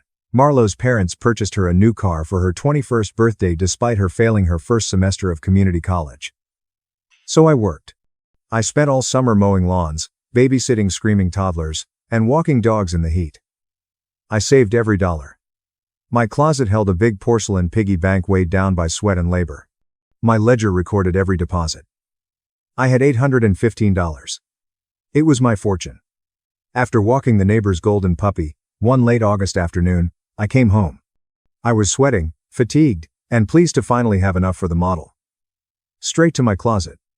The piggy bank vanished. My heart stopped. I ransacked my room. Maybe I moved it. Maybe it fell. I knew deep down. The horrible feeling in my gut confirmed what happened. Downstairs I ran. In the kitchen were my parents. My dad read the paper as my mom chopped veggies. It was typical. Truly terrifying. Where's it? Shaking voice, I asked. Where's my money? Mum didn't look up from the carrots. Lower your voice, Sloan. You're crazy. With sobs, I said. My piggy bank. It's gone. Did you take? Dad folded paper slowly. He stared at me with the dissatisfied face he had for tough requests. Sloan. We took nothing. Family resources were used. Utilized. Screamed. My money. I deserved it. Worked all summer. Mom finally looked at me and said Marlo had an accident. Her face was frigid and guiltless. She scuffed her automobile. Upset, she was. She needs it mended before her date tonight. We borrowed your cash because we didn't have any. Borrowed? Choked. You broke my bank. Dad waved off. It's just money, Sloan. Family helps. Your sister needs aid. You should be proud to contribute. Why are you selfish? You don't need a laptop now. The school library has computers. I stood dumbfounded. It wasn't just thievery. The justification. They stole months of my hard work to fix a cosmetic blemish on a car they purchased her for a date. They didn't value my work. My dreams were secondary to Marlo's whims. When will you repay me? Knowing the answer, I asked. Mom sighed like I requested a kidney. When we get to it. Give up greed. It's improper. I received no compensation. Something broke me that day. They defined family as Marlo and Sloan as resource. Stop saving money at home. The day I turned 19, I created a paperless bank account so they never saw a statement. I discovered my only privacy was financial. I continued to abuse my finances after leaving home. Since I had money, it got worse. I got my first junior executive job at 27. For once, I was earning well. It made me proud. Obsessively building my credit score. I checked weekly. Tuesday brought a notification. A $3,750 fee. Cabo San Lucas Premium Resort. I froze. Sitting at my Chicago cubicle in the snow. No way was I in Cabo. I immediately contacted the bank. I told them fraud. This charge wasn't mine. They probed. Fraud representative called me 2 days later. He told ma'am that Marlo Miller booked with the card. Your billing address matches your parents' house, your secondary address. Blood chilled. Marlo. Called my folks. I didn't call Marlo. She wouldn't respond, I knew. Was my credit card stolen by Marlo? My dad picked up and I demanded. Pause. Then sigh. Listen, Sloan. She didn't steal.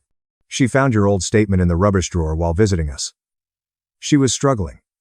Her boyfriend Rhett had dumped her again. She needed to leave. She must heal. Dad. She cheated credit cards. I yell, a felony. She went to a beach resort with $3,750 from me. Dad answered, in his usual protective tone, that she will repay you. She neglected to ask. File a police report, I said. My hand shook but my voice was steady. The bank requires a police report to drop charges. You won't.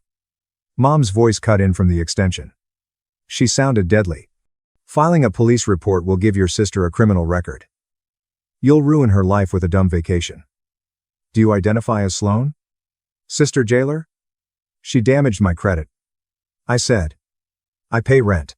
Mom warned, slowly, that you are no longer our daughter if you report her. We disown you. We'll tell all the aunts and cousins that you sent your sister to prison for a little money. On your own. In the office break room, I held the phone, crying. I knew they meant it. They would villainize me. They would defend Marlo at all costs. I was 27. I remained feeble. My desire for their acceptance or fear of rejection persisted. Fine, I whispered. Fine, but she must repay me. Mom responded she would, her voice suddenly brightening. I guarantee it. I paid $3,750. I lost my emergency savings. I never was paid by Marlo. I asked her about it over Thanksgiving, and she laughed and said, oh my God, Sloan, you're still obsessed. You earn so much. Why so stingy? Just a trip. I gave them nothing else after that. Locked credit. I changed my passwords but learned something. They never stopped taking. People felt entitled to my accomplishment. They thought I supported the weak because I was strong. Born to pay this tax. With Grandma Winslow's inheritance, the tax was too expensive, so I stopped paying. In my family, only Grandma Winslow noticed me. She was my mother's mother, but not Callista. Precision, elegance, and a titanium spine defined Winslow. She established a little real estate empire in the 80 seconds and 90 seconds, by buying duplexes when others sold. I biked to Grandma Winslow's place while my folks worshipped Marlowe's path. A sanctuary. It smelled like lavender and ancient books, not falsehood's intention. It was ritualistic. We talked about money over real tea and porcelain mugs every Sunday afternoon. Practical, not greedy. She taught me compound interest at 13. She taught me real estate deeds at 16. Sloan, she said, staring at me over her teacup. You resemble me. Numbers and truth are your strengths. That combination is perilous for this family. She saw through Callista's selfishness and Sterling's fragility. She never said it directly. She was excessively polite. But she told me. Your mother loves herself first. Winslow remarked. She considers Marlowe her reflection. Therefore, she spoils her. You are unique. She fears losing control because she can't control you. Winslow was whiter than normal on one Sunday a couple months back. Shaking, she set down her cup. Sloan, she whispered. Have news. You cannot tell anyone. Not Mom. Especially not your sister. What's it?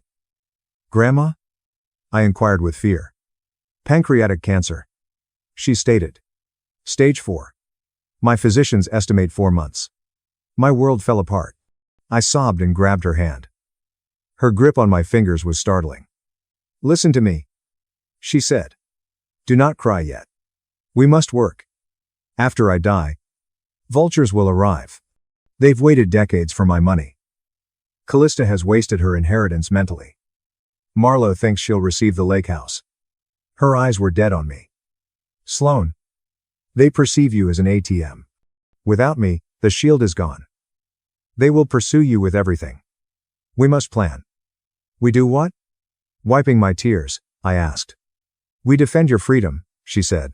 Money's more than paper, sweetheart. The ability to decline. I will give you the power to leave them forever. Grandma Winslow's final month was a study in greed. Her condition became public when she couldn't hide the hospital bed in the living room. My family descended. They didn't hold her hand. I read to her and brushed her hair, but they didn't. They arrived to check the loot. I distinctly recall one afternoon. Sleeping. Winslow breathed poorly. Sitting in the armchair with my laptop, I watched. My mother and Marlowe entered. They were noisy, perfumed, and fast food smelling. Look at this apartment, Marlowe said, wandering around the living room and touching everything. This wall should be demolished. Open concept improves resale value. Oh, I hissed. She sleeps. She can't hear us, Mom replied dismissively. She examined the bottom hallmark of a silver candlestick.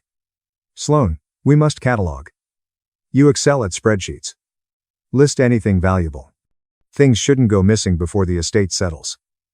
Suffocating irony. The only thieves were in front of me. Marlowe approached the bed. Winslow shook. Looking fragile and little, she opened her eyes. Marlowe faked pouting to greet Grandma. Look exhausted. She pointed at Winslow's ring without pause. My grandfather gave Winslow an old sapphire engagement ring. Grandma, remember you offered me that ring? Maybe I should keep it now so it doesn't get misplaced at the hospital or anything. An intense wrath nearly blinded me. She wanted a dying woman's ring off her finger. Winslow gazed at Marlowe. Her usually piercing eyes were hazy, yet a spark reappeared. Her displeasure was clear, as she stared at Marlowe. Dear, my fingers are swollen, Winslow lamented. It won't remove. We could use soap, Marlowe said, taking her hand. Get out, I yelled. Shaking, I spoke low. Excuse me, Marlowe whirled. Get out, I stood. Leave this room now. Don't talk to us like that, Mom snapped. Our family. I told her she's dying. You're selecting her bones before she's cold. Get out. I must have looked terrible, or maybe they realized they had pushed too far, since they huffed and departed, complaining that I was freaking everyone out. I sat down. Winslow studied me and tentatively clasped my hand. Record it, she whispered. Record it, Sloan. They say and request everything you'll need. So I did. My laptop opened a new file. Dated it. I wrote that Marlo tried to remove Grandma's ring while she was conscious. The first entry in a long, ugly journal. Grandma Winslow died Thursday morning after a storm. I was there. I held her hand when she died. It was calm. Heavy silence followed. Yet it wasn't alarming.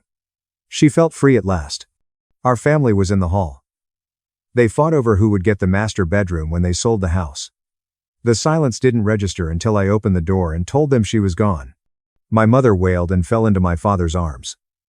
Marlo instantly uploaded a sorrowful selfie on Instagram with the message, "Heaven gained an angel today. I'll miss our discussions. Nana." She hadn't spoken to her in 4 years except to ask for money. The funeral was a swirl of phony condolences. But the main event occurred 2 days later. Mr. Hollis, Winslow's 45-year attorney, called. He had granite-like features and steely gray eyes that saw everything. "Sloan," he said. "Visit my office alone. Avoid telling your parents." I went. "The will is easy," Mr. Hollis remarked, sliding a parchment over his mahogany desk. "Winslow recognized your family." I read it. Winslow left me her whole inheritance, including the property, investment portfolio, and cash accounts, totaling over $3.2 million, in an irrevocable freedom trust.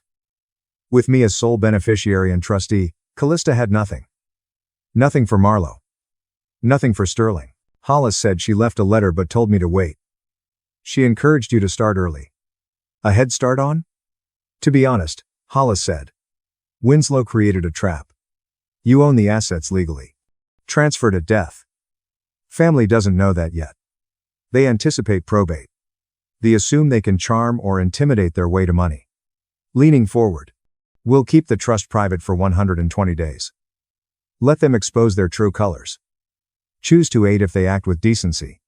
But if they steal, forge, or take what isn't theirs, we'll be ready. I responded, with a heavy heart, they will try. Definitely will try. If they do, Hollis coldly stated, we'll close the law's steel jaws on them. Good job listening so far. Please like and subscribe if you appreciate this story and want to see how the trap springs. Very helpful. Please comment below with your viewing city. I adore how these stories spread. Returning to the tale. 2 months have passed since the funeral. I returned to work with a deep ache in my chest from mourning. I avoided my folks and answered their texts with one-word replies. They grew impatient. They continued wondering when the lawyer would call and release the assets. Played dumb. No idea. Courts move slowly. Then my phone buzzed Tuesday afternoon. My Identity Theft Protection Service sent it. A high-risk inquiry was detected. Launched the app. Someone tried to access Grandma Winslow's locked bank account, which we had transferred into the trust. This was the kicker. A power of attorney was used. I immediately called Mr. Hollis. Did someone access old accounts with your permission? Absolutely not. He said. Who tries? I'm reading the bank alert's IP address log, I said, typing furiously. Finance geek here. I trace things. Residential IP in. Oh. You're kidding me. My parents live there. I answered coldly. They're using a power of attorney. But Grandma's power of attorney ended when she died. That's legal. Hollis agreed. Even if alive, she never provided them one. I concluded they forged it. They falsified a legal document to steal a dead woman's money. Trying to access an empty shell. The money is gone, replied Hollis. Your trust, yet criminal purpose. Grand larceny and wire fraud are attempted. Unaware of the money's loss. I realize they assume it's still waiting to be snatched. A plan formed in my head. It was risky. It was petty but necessary. Mr. Hollis, what if we let them think the door is open? Give them the rope to hang themselves. Sloan, what do you envision? I replied, I want to capture them in action. More than a failed login. Undisputed proof, please. I want them to do it in front of me so they can never lie again. I took a half-day off work the next day to visit Mr. Hollis. The bank's fraud division's forensic accountant and cybersecurity specialist met with us. The bank cooperated because the estate was large and we had evidence of identity fraud. This is it. Zane, the security expert, suggested a dummy portal. An online banking interface replica. Looks real. Realistic. Yet a sandbox. Not connected to the banking system. I wondered, what will people see when they log in? Zane stated we can program any balance. We'll link it to the old account number they're hacking. Set $3. 2 million, I said. Act like everything is there. Okay. Zane typed on his laptop. This is the trap. Setting a tripwire. A silent alarm sounds if anyone transfers funds over $15,000 from this dummy account. Where does the alarm go? I requested. Zane stated our high net worth fraud team receives it. We instantly send the packet to the FBI's cybercrime division since it involves wire transfers and identity theft across federal banking lines. This is an automated mechanism for ongoing crimes. I clarified to ensure I knew what was about to happen. Logging in, using fraudulent credentials, and hitting transfer sends a digital confession to the feds. Exactly. Mr. Hollis grinned. Shark smile. A honeypot. As trustee, you authorize us to monitor this account for fraud. They started the hack, thus, it's legal entrapment. Another thing, I said. I need the transfer error message. Don't just say failed.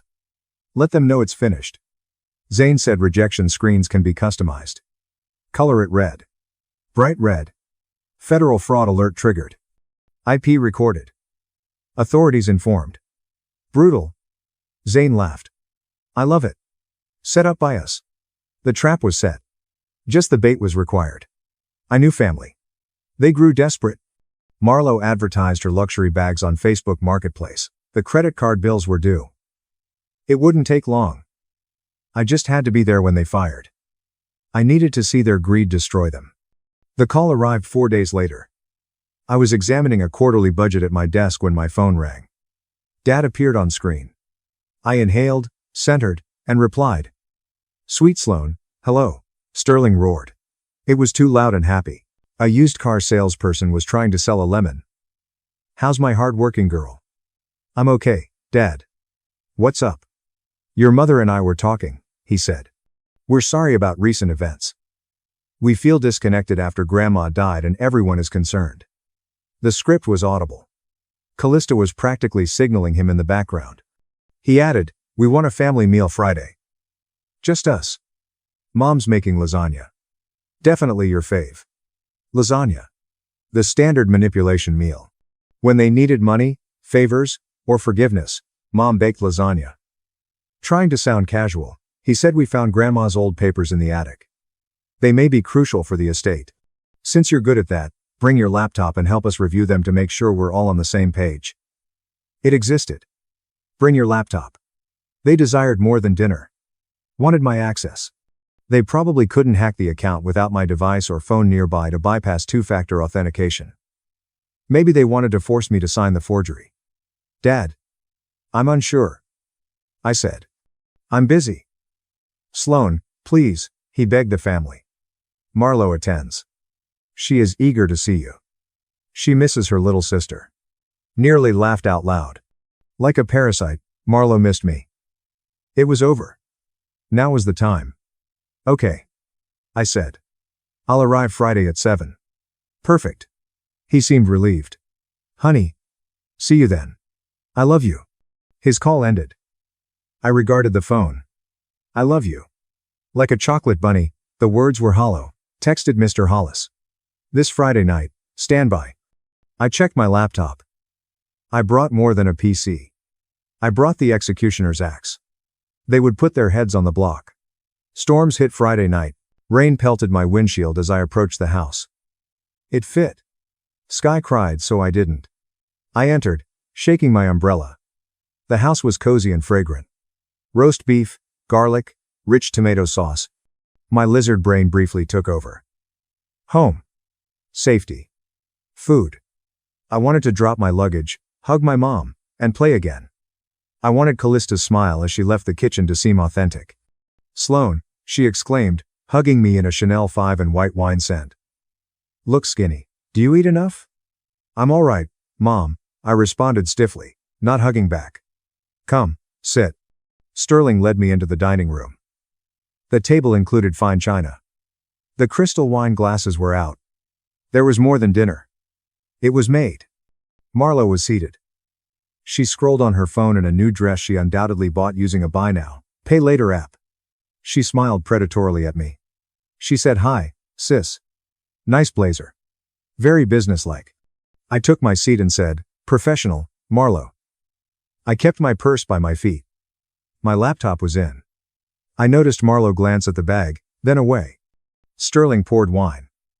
The Cabernet was thick and pricey. Toasting family, he raised his glass.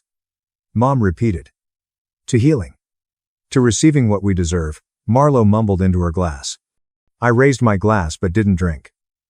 A clear head was desired. Our meal began. Delicious lasagna. Yes. It was. It tasted like childhood. Weaponized. We chatted about the weather, neighbors, and roof leak. Excruciating. Every phrase sounded false. I waited for the hammer dropping. I watched. Marlo and Mom exchanged glances. Dad was checking his watch. Nervous. They waited for the signal like heist movie villains. Dad wiped his mouth with a linen napkin. We applaud Sloane's career. CFO. That's significant. I said thanks. Mom butters a roll aggressively. Saying you've always been smart with money. In contrast to impoverished Marlo. Her creative endeavors have suffered from the downturn. Marlo said his business would have worked if the place wasn't cursed. Right. I said. Dad, you mentioned Grandma's papers. Let's finish. Oh, absolutely. Cleared his throat. A manila envelope was pulled from under the table. He placed it on the table like a bomb.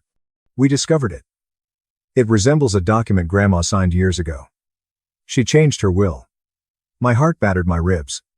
Now we go. Dad moved the paper over the tablecloth. I grabbed it. A family wealth distribution arrangement.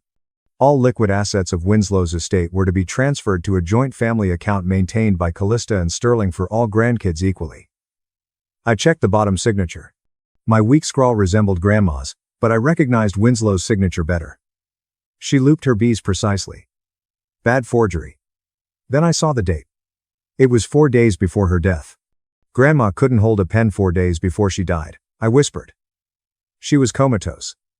Mom burst out. She had moments of lucidity. Sloane, she was clear. She wanted to protect Marlo. She understood you were successful and didn't want you to handle things alone. The $3.2 million burden? I requested. That task seems manageable. Dad responded, don't be sarcastic, appearing to stiffen. Note that this document exists.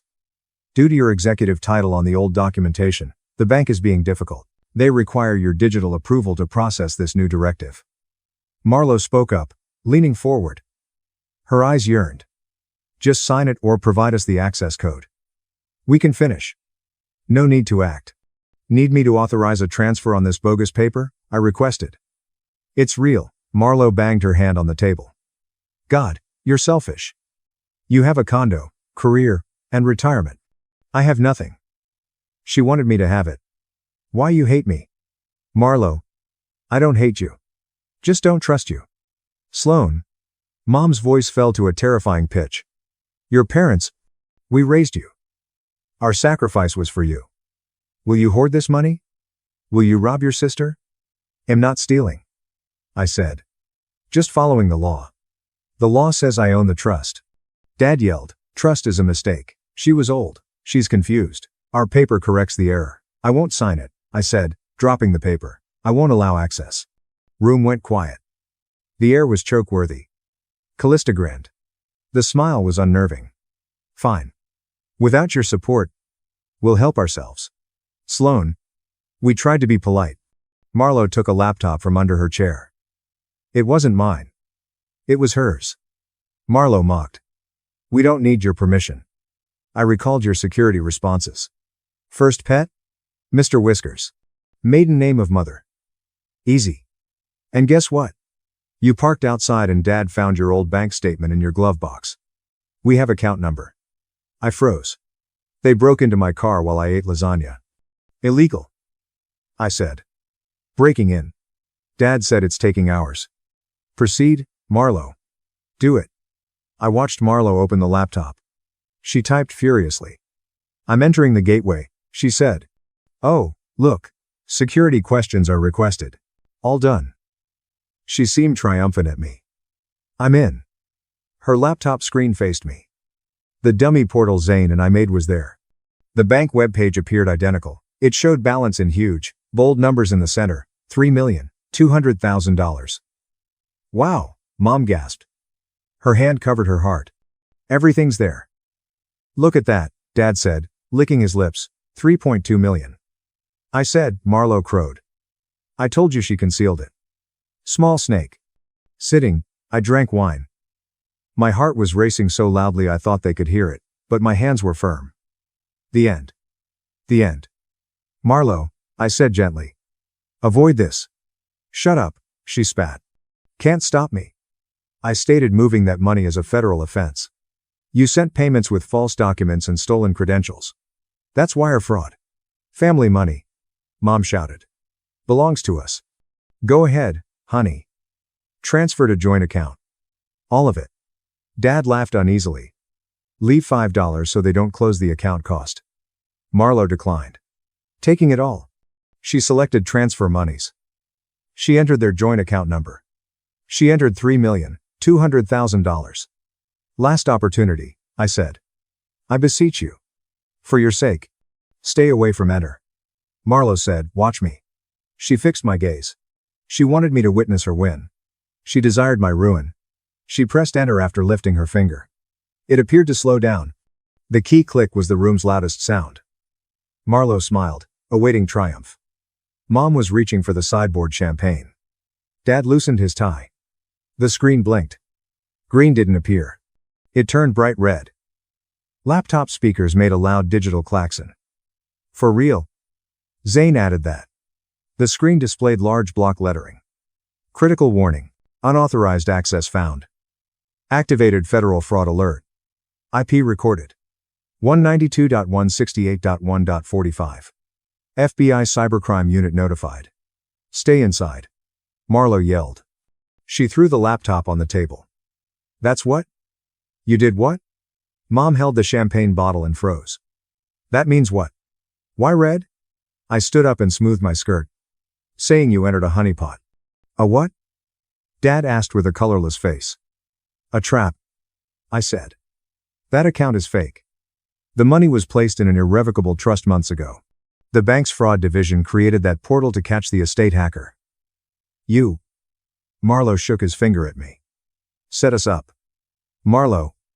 "I didn't make you press the button," I responded coldly. "I beg you not." "You did that alone." "Fix it," Mom yelled. She raced to the keyboard and pounded. "Undo. Cancel. Cancel.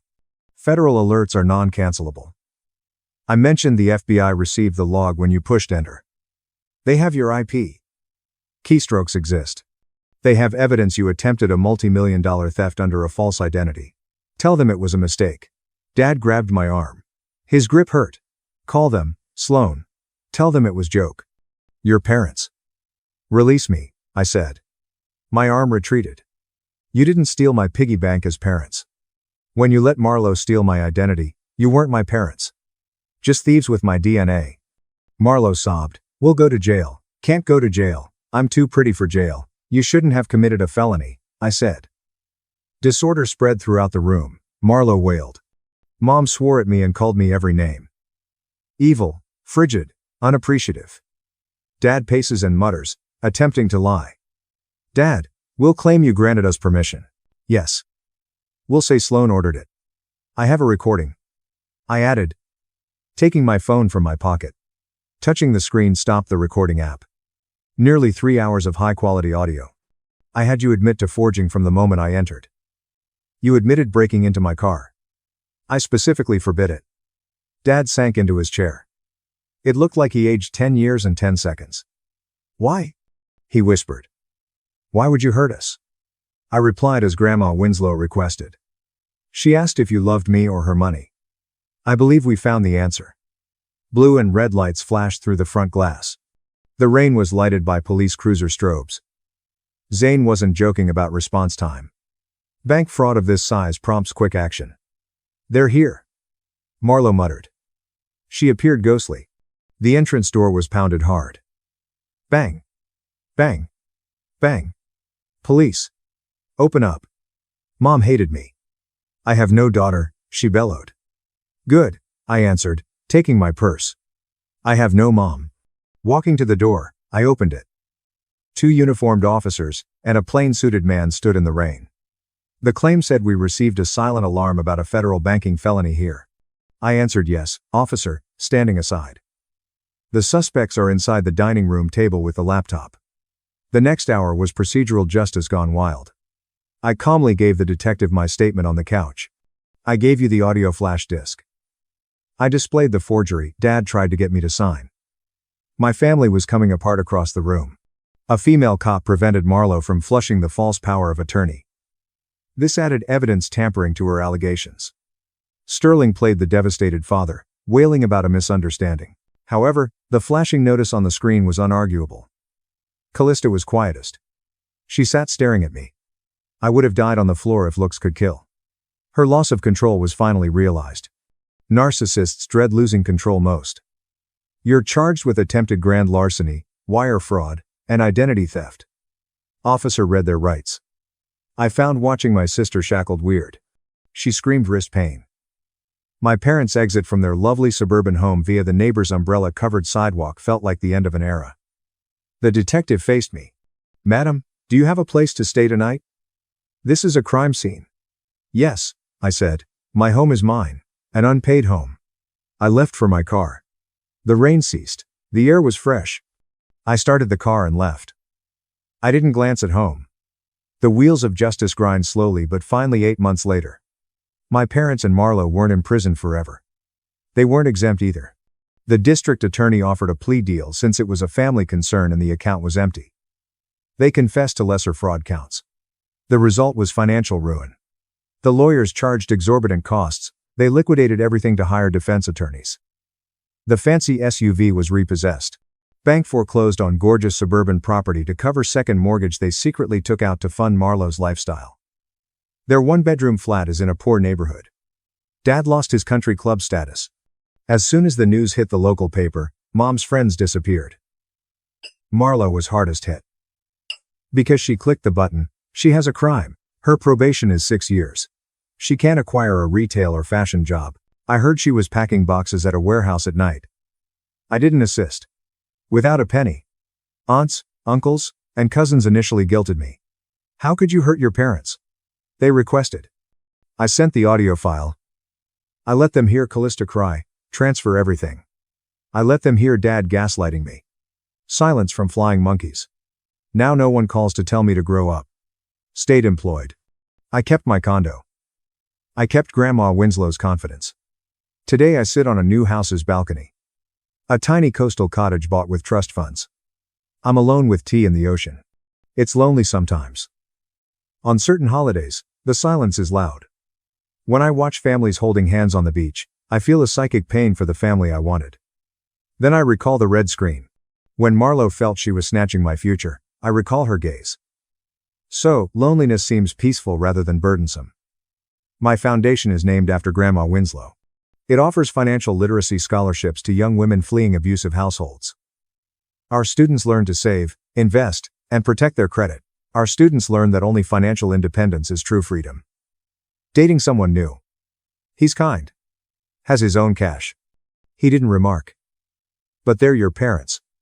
When I informed him about my family. "I'm delighted you got out," he said, holding my hand. "My phone rang yesterday. Collect call from local number." It was probably Marlo or Mom seeking for a bailout or to shout at me again. I examined the phone. I debated responding. I considered hearing their voices again. Then I blocked. Grandmother Winslow was right.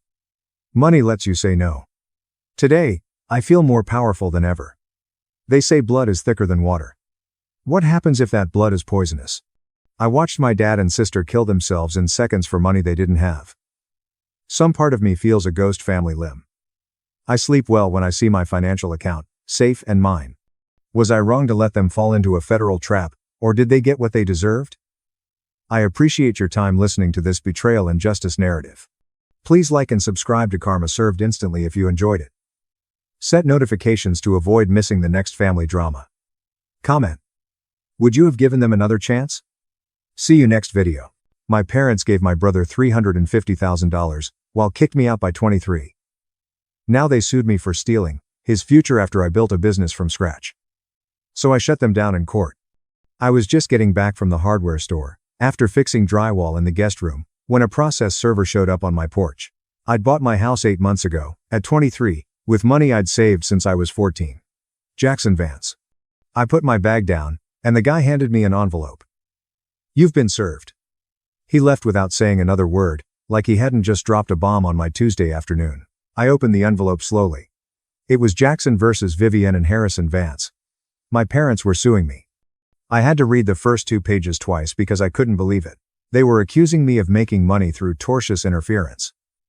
They said I caused unjust enrichment and committed fraud. Basically, they were suing me for being successful while my brother Mason failed. The accusations were ridiculous. They said I used the family name and reputation to make money, ruining Mason's attempts to start businesses. They claimed I got financial help from extended family that I hadn't earned. And they wanted $300,000 in damages, plus my house, for lost prospects. I sat on the porch steps, rereading it. My phone rang. Mom, I said. What the hell is this? Don't you dare use that language with me. You're suing me? You left us no choice. You've been selfish and cruel to your brother. You've been selfish. I worked 3 jobs through college while you paid for Mason's private school. My dad's voice echoed in the background. The phone switched hands. Jackson, this is happening. You can either settle reasonably, or we'll see you in court. Settle for what? What did I even do? You know exactly what you did. You built your little business using our family connections. What connections? We're middle class. There are no connections. You sabotaged Mason. Every time he tried to start something, you were there, undermining him. I offered to help him. I offered to teach him business planning, but he told me I was thinking too small. Mom took the phone back. You stole his future, Jackson. That house should be his. That business should be his. You knew he was the entrepreneur in the family. He's failed 3 businesses. You gave him $120,000 and he lost it all because you sabotaged him. I was in college building my own thing. I didn't even live in the same city. Mason's voice whined in the background. That's my house. I should be living there.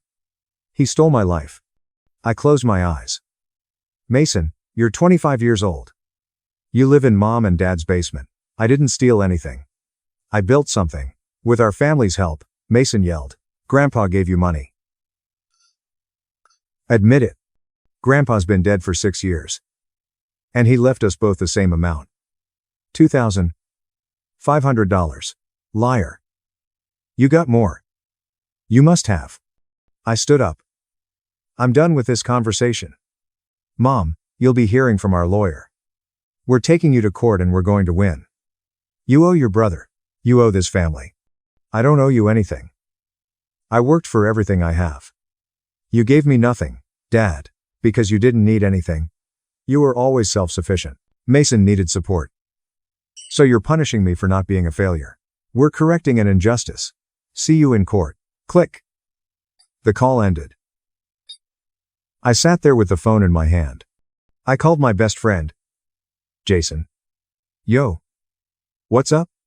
My parents are suing me for $300,000. Silence. What? I told him everything. About the legal action, the claims, the house. Dude, that's insane. Can they even do that? Apparently, they can file. Winning's another story. This is about Mason, right? Golden child Mason, who's failed at everything. Yeah, man. Your parents are delusional. You built everything yourself. I watched you. They're claiming I sabotaged him. That I used family connections to succeed. Jason chuckled, bitter. Family connections? Your dad's a middle manager, and your mom works in HR. What connections exactly? What are you going to do? Fight it. I'm not giving them a dime. Good, they're out of their minds. After hanging up, I sat on the porch, thinking about the past 7 years. I started working at 14. When I asked for $20 for robotics club, Dad said, Money doesn't grow on trees, son. You want it? Earn it. Mason earned $600 for entrepreneurship camp that same week. That Saturday, I mowed lawns for $15 an hour. I saved $800 that summer. Mason blew his $600 on Chipotle and video games. When I turned 16, I bought a used bike for $80 from Craigslist. Parents gave it to me for my birthday. At least they got me something. 2 months later, Mason turned 16. His new Ford Mustang cost $40,000. Why? Mason needs reliable transportation for internship opportunities, Dad said. Mason never interned. He crashed the Mustang at parties. They bought him another car. I worked part-time jobs for my 5-year-old Honda Civic, which I bought for $3,500. I biked everywhere until I was 18. College sucked. Cornell accepted Mason. $75,000 a year. Best private business school. Mom called about a party for him. She spent $3,000 on a party for 100 people to celebrate him getting into an elite school he barely qualified for. A state school awarded me a full academic scholarship. I had a full 4-year ride, everything covered. Told everyone at dinner. That's good. Dad said. Just that. You've always been self-sufficient. No celebration. No party. Mom texted me the next day. Congrats. Sweetie. Mason graduated high school with a party. Another major incident. Money. Gifts. And promises about his bright future. He graduated valedictorian. Got a $75 card. College was 4 years of grind. I had 3 part-time jobs, campus IT, tutoring, freelance web design. My scholarship covered tuition, but I still had to cover rent, food, and books. I worked 30 hours a week and went to school full-time. Graduated with a 3.8 gigapascals, $15,000 saved, and no debt. Mason graduated from Cornell with a 2.4 gigapascals and $225,000 in student loans my parents co-signed. The job market is tough for new grads, Mom said when Mason came home unemployed. I was building my life. I started my business at 20, tech accessories, phone cases, charging cords, laptop stands, and digital commerce. I spent 6 months on supplier research, market research, and logistics. Invested $2,500 of my own money. My first year, $50,000 in revenue, $12,000 in profit after costs. I reinvested everything, working 18-hour days, balancing my day job and business. Meanwhile, Mason, 24, was having his second business failure. His first was a food truck. My parents gave him $50,000 to start. He bought an expensive custom truck.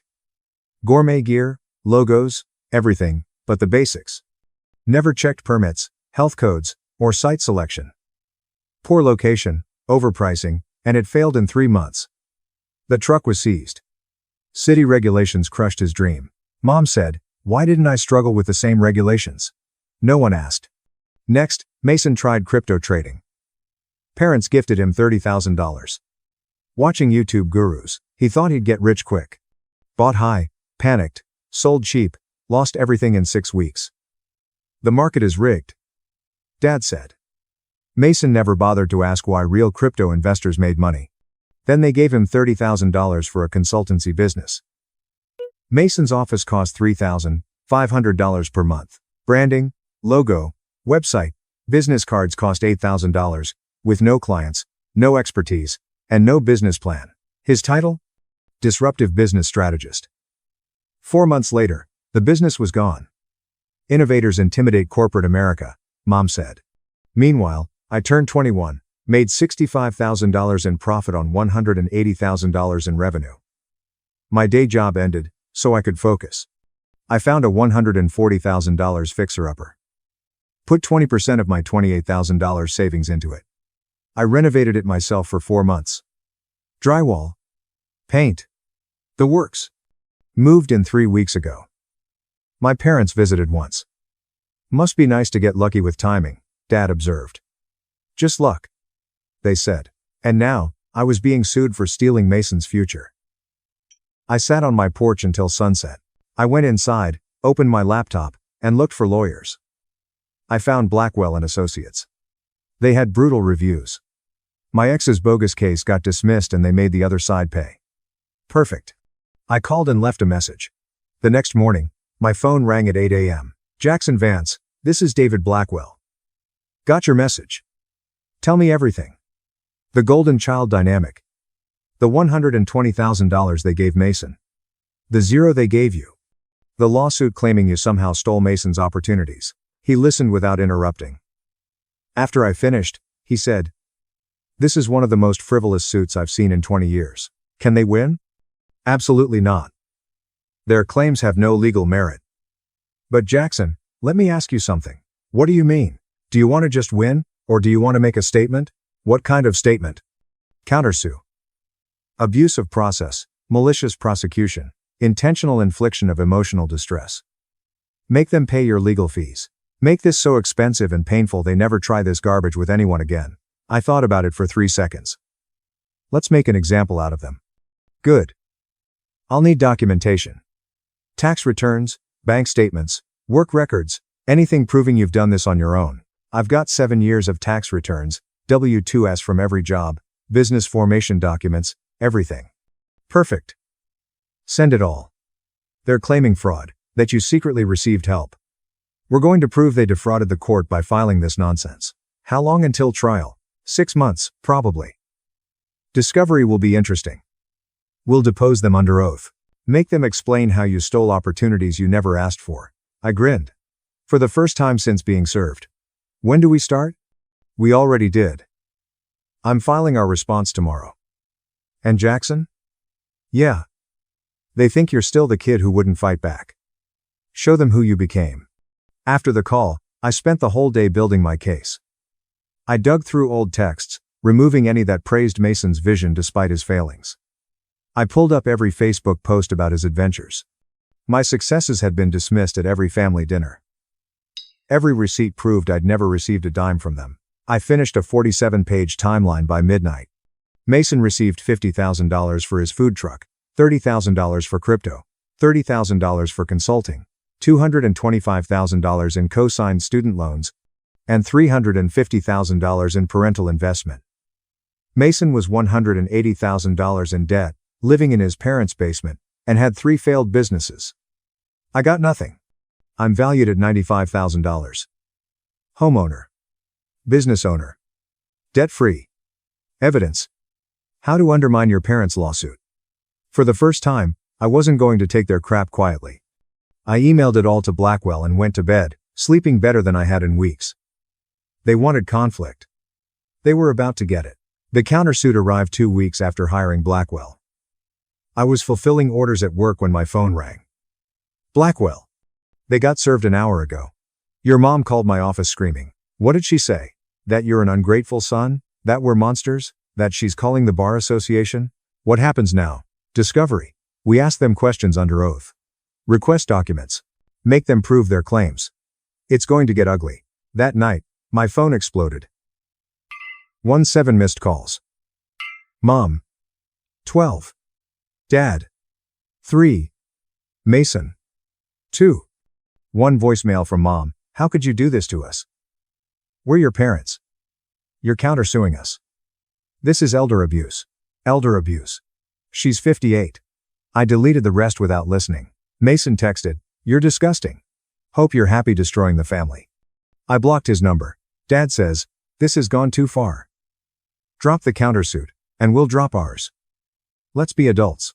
I said, "You sued me first. You started this. I'm finishing it." He didn't say anything. Just went quiet. The next day, Jason dropped by with beer and pizza. "Dude, your family's losing their minds on Facebook." "I'm not on Facebook." "I know. That's why I'm showing you." He handed me his phone. My mom posted, "Heartbroken doesn't even begin to describe what we're feeling. We tried to help our youngest son understand family obligation, and he's responded by attacking us legally. We only wanted him to help his struggling brother. Instead, he's chosen money over family, praying for his soul." Half of the 200 comments supported her, half were calling her out. Aunt Emily asked, "Vivienne, didn't you pay for Mason's college and businesses? What did Jackson get?" Emply. "Mom. Jackson was always independent. He didn't need help." "Well. When if you won? When if you won? When if you won?" When if you won. When if you won. When if you won. When if you won. When if you won. When if you won. When if you won. When if you won. When if you won. When if you won. Uncle Greg commented, "So, you're punishing him for being responsible?" Mom didn't reply. Jason kept scrolling. Then Mason wrote, "My little brother is suing our parents because they asked him to help me out. I made some business mistakes, sure, but family is supposed to support each other. Instead, he's got lawyers attacking mom and dad. This is what greed does to people." Thanks for watching. We can agree does to people. The comments were split. Some protecting him, others probing. How much money did your parents give you for your businesses? Why should your brother give you his money? Did he actually do anything wrong, or are you just mad he's successful? Mason didn't reply. Jason added, "They're trying to control the narrative. Let them. The truth will come out in court." My phone rang. Unknown number. I answered. "Jackson, it's Aunt Emily. Hey, I saw your mom's Facebook post. I wanted to hear your side." I told her everything. Mason burned through $120,000, according to the lawsuit. I never asked for anything. She was silent for a long time. "Jackson, I'm so sorry. I knew they favored Mason, but I didn't realize it was this bad. Most people didn't. For what it's worth, I'm on your side, and I told your mother that in the comments. Thanks. Do you need anything? Money for lawyers?" "No. I've got it covered." "Okay, but if you do, call me. And Jackson, don't back down. They need to learn this lesson." Jason looked at me when we finished the call. "You've got some family on your side. At least some, not all, but enough." 3 weeks later, the deposition started. The night before, Blackwell called me. "Tomorrow, we depose your parents. I'm going to ask very specific questions about money. It won't be comfortable." "Good. Your job is to stay calm. Don't react. Just let me work." "Got it." The deposition was at Blackwell's office, in a conference room with a table, seats, and a court reporter. My parents showed up with their lawyer, Foster, who looked uneasy from the start. Mom ignored me. Dad glared. The court reporter swore them in, and Mom started her testimony. Blackwell destroyed her claims in 20 minutes. "How much money did you give Mason for his businesses?" $120,000. "How much to Jackson?" "0. "How much for Mason's college?" $220,000 in loans and expenses. "How much for Jackson?" 0. "What specific actions did Jackson take to sabotage Mason?" "He refused to help," Mom said. "Is Jackson legally obligated to provide free business consulting?" "Families should help each other." "Did Mason help Jackson?" Silence. "Mrs. Vance, did Mason ever offer assistance to Jackson?" "I don't know." "You don't know, but you're sure Jackson sabotaged Mason?" "Yes." "Based on what evidence?" "Mason told us." "So you have no direct evidence? You're relying solely on Mason's word?" "He's our son. Why would he lie?" Blackwell showed her bank documents, receipts, and transaction records, proving every dollar they gave Mason, making her swear I'd received nothing. Mom cried at the end. Dad was upset. Foster seemed like he wanted to be anywhere else. "I don't need anything else," Blackwell said. Dad's deposition was short. Same anger, same questions, same responses. The facts didn't change. Mason gets $350,000. I get nothing. Blackwell leaned back in his chair after they left. "Well, that went well. They looked miserable because they just admitted under oath they gave your brother everything and you nothing. Their entire lawsuit claims you had unfair advantages. We just proved the opposite. What happens now?" "Next week we depose Mason. That'll be even more interesting." Arcs. Mason's deposition was a disaster. He showed up in an ill-fitting suit and was defensive from the start. Blackwell asked about the food truck. "Walk me through why it failed." Mason rambled about city laws, permits, and how the system hurt small businesses. "Did you research these requirements before purchasing the truck?" "I knew there would be some red tape." "Did you get the necessary permits?" "Yes or no?" "No." "But did you have a business plan, revenue projections, cost analysis?" "I had a vision." "That's not a business plan." Blackwell pulled up data showing 17 other successful food trucks in the same area, operating during the same period. They followed the rules. "Why did you fail?" Mason blushed. "They probably had more money. You had $50,000 in startup capital, more than most." "Try again." "I don't know. Maybe they got lucky." Blackwell moved on to crypto. Mason said he lost $30,000 in 6 weeks, following YouTube trends. Did you verify they were successful traders? They had millions of views. Several people in the room tried not to laugh. Mason's consulting business was a joke. He said he rented a $3,500 office with no clients, spent $8,000 on branding with no revenue, and shut down in 4 months. You burned through $30,000 with no business plan, no clients, and no results. Is that accurate? I was building the foundation. You were spending money you didn't have on image instead of substance. Then came the big question. Mr. Vance, you claim Jackson sabotaged your ventures. How specifically? He refused to help me. Did you ask him for help? Mason paused. I mentioned my ideas. Did you explicitly ask for help? Yes or no? Not in those words. So, Jackson sabotaged you by not volunteering help you never requested? Family should help without being asked. Did you help Jackson with his business? Silence. Mr. Vance, what did you do to support Jackson's business? I encouraged him. How specifically? I don't remember exact conversations. Because there weren't any. You never helped, never offered, never asked about his business. But you're suing him for not helping you. Thanks for watching. That subscribe to John, you confirmation subscribe to Jusen. Mason's face turned red. He had advantages. Like what? He's smarter. He always got better grades. So, you're suing him for being intelligent? No, he had it easier. He worked 3 jobs through college. You partied. He built a business while eating ramen. You spent $120,000 failing. What part was easier? Mason stood up. Foster calmly said, sit down. Mason sat back down, panting. Blackwell closed the file. One last question. In your lawsuit, you claim Jackson's house should be transferred to you. Why do you believe you're entitled to a house you didn't earn, didn't pay for, and didn't build? Mason glared at me. Because it should have been mine. That's my life he's living. Why should it have been yours? Because I'm the oldest. I'm supposed to be successful. Everything he has should be mine. Blackwell grinned. Thank you. That's all I needed. After Mason left, Blackwell leaned back. Well, that was a gift. How so? He just admitted under oath that he believes he's entitled to your assets simply for being born first. No judge in the country will side with that. That's a record. What happens now? Now we wait for trial. But honestly, I don't think it'll get that far. Why not? Because Foster is going to tell them they have no case. We have testimony proving it, and our countersuit is going to cost them more than their pride can afford. He was right. 3 days later, Foster contacted Blackwell to negotiate a settlement. Blackwell said, they want to drop everything. Their suit. Our countersuit. Walk away clean. No. No? What do you want? I want them sanctioned. I want the judge to officially rule their lawsuit was frivolous. I want it on the record that they wasted the court's time and mine. That's aggressive. They sued me for succeeding. They tried to take my house because their golden child failed. I want consequences. Blackwell paused. Then all right, I'll tell Foster no deal. When's trial? 4 weeks.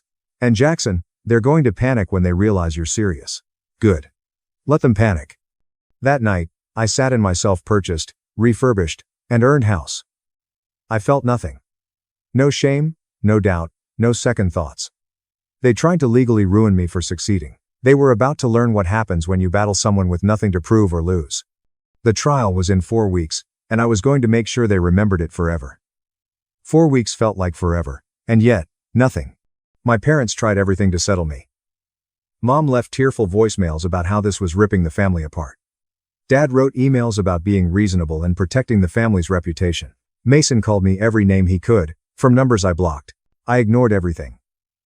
Blackwell updated me on their lawyers' desperate negotiations. Foster called again. 3rd time that week.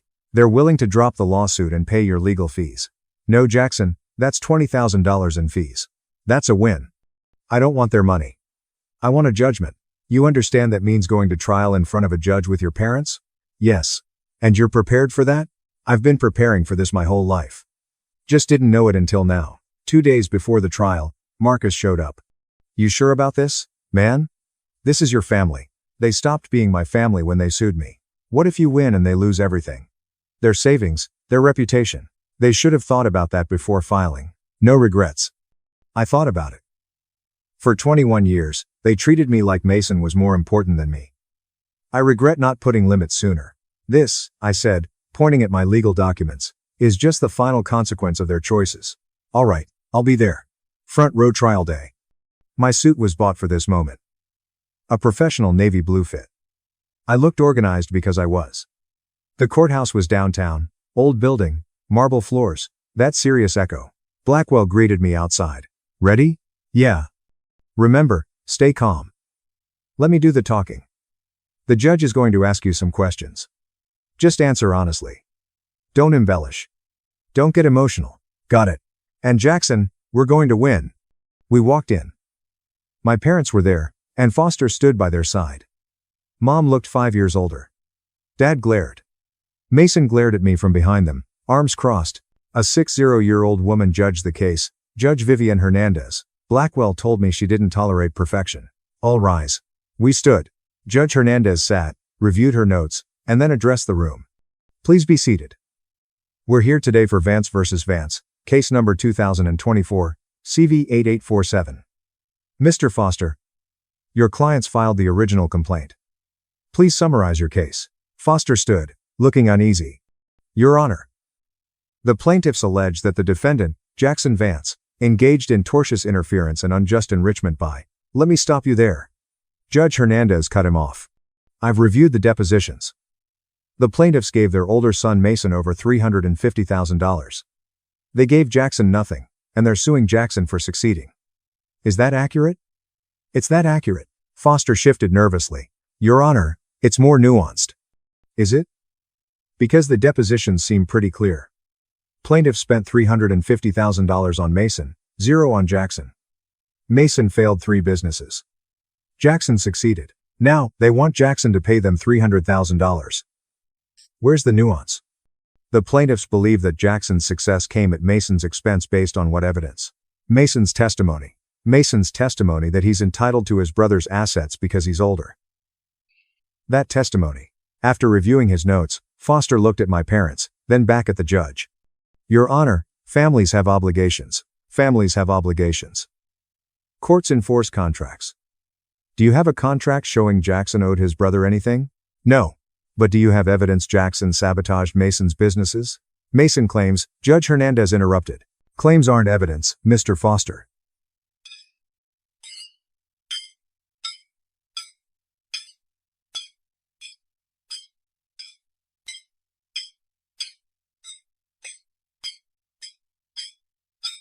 Silence.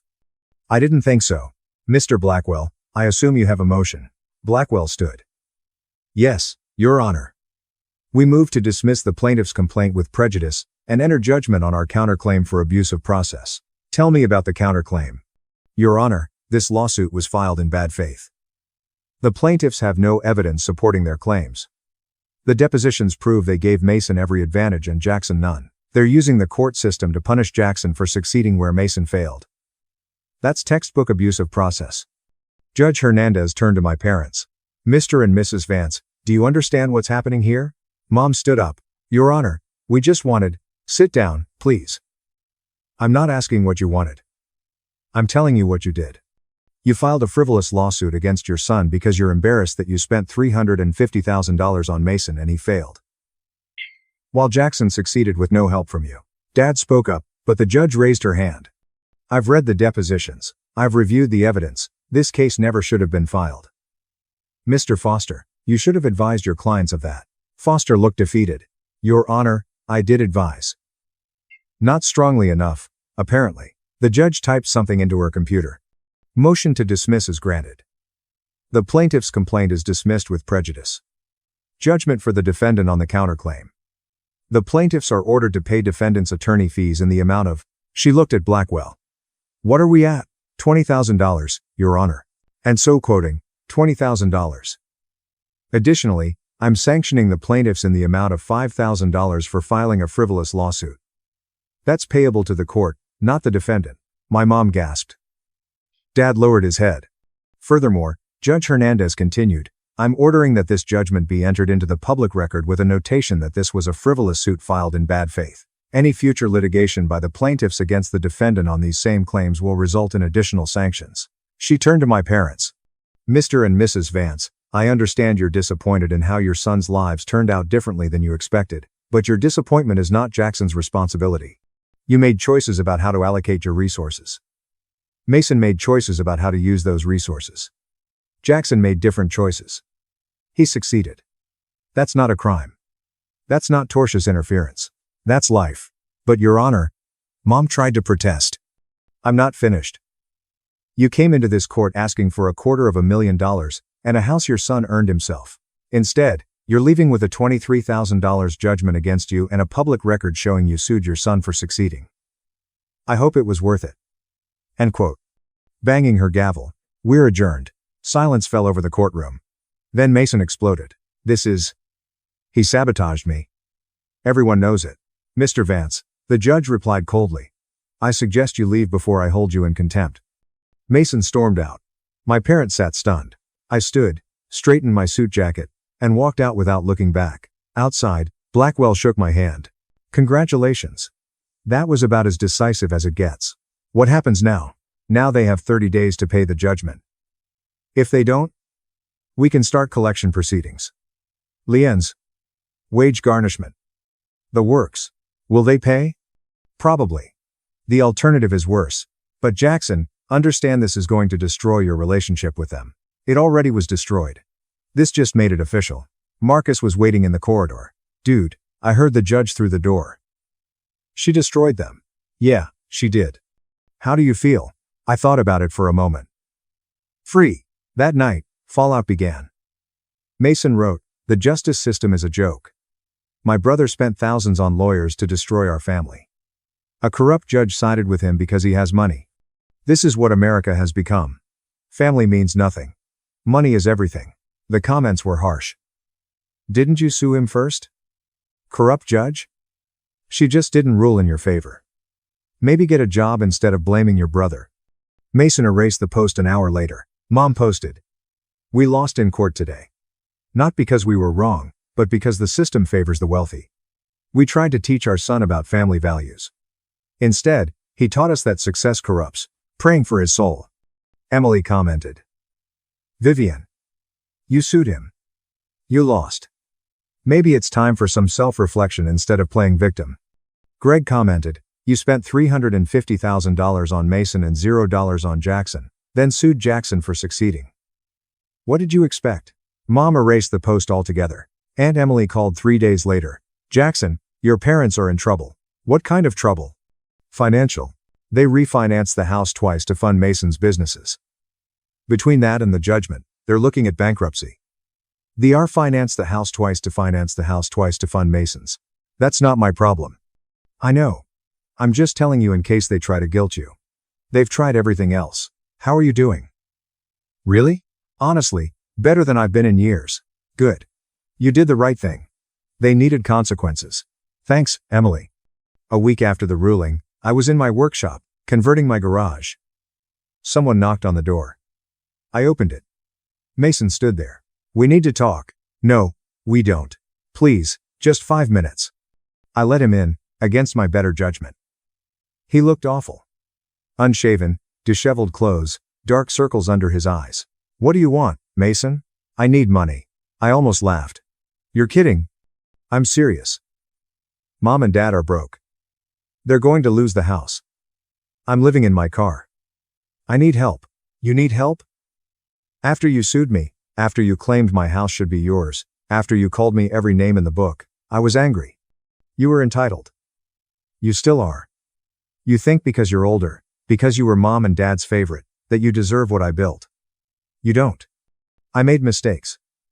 You made choices, bad choices repeatedly, and now you're facing consequences.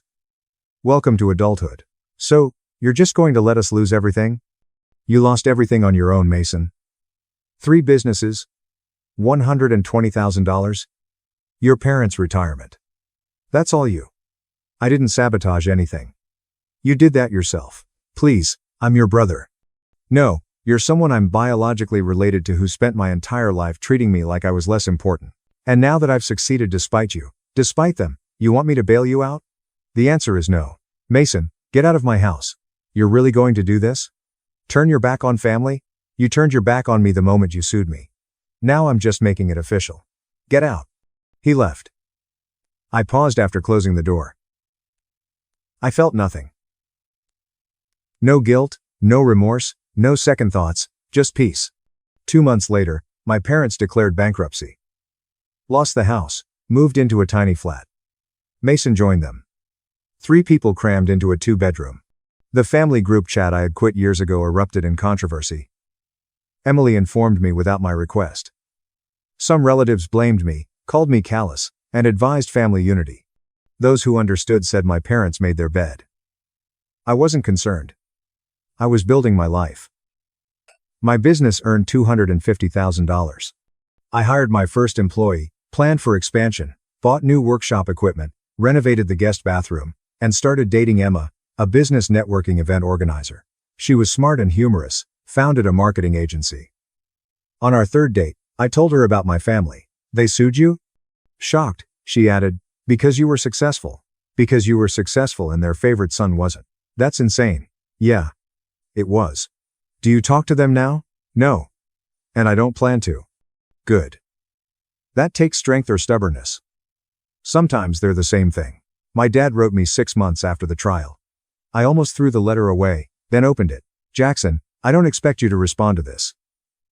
I don't even know if you'll read it, but I had to write it anyway.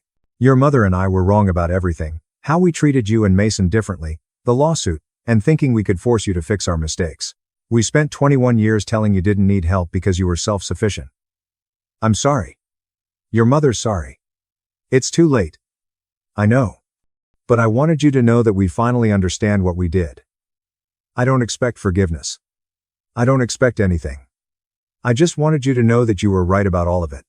I read it twice, then put the letter in a drawer and didn't respond. Maybe someday I would, but not today.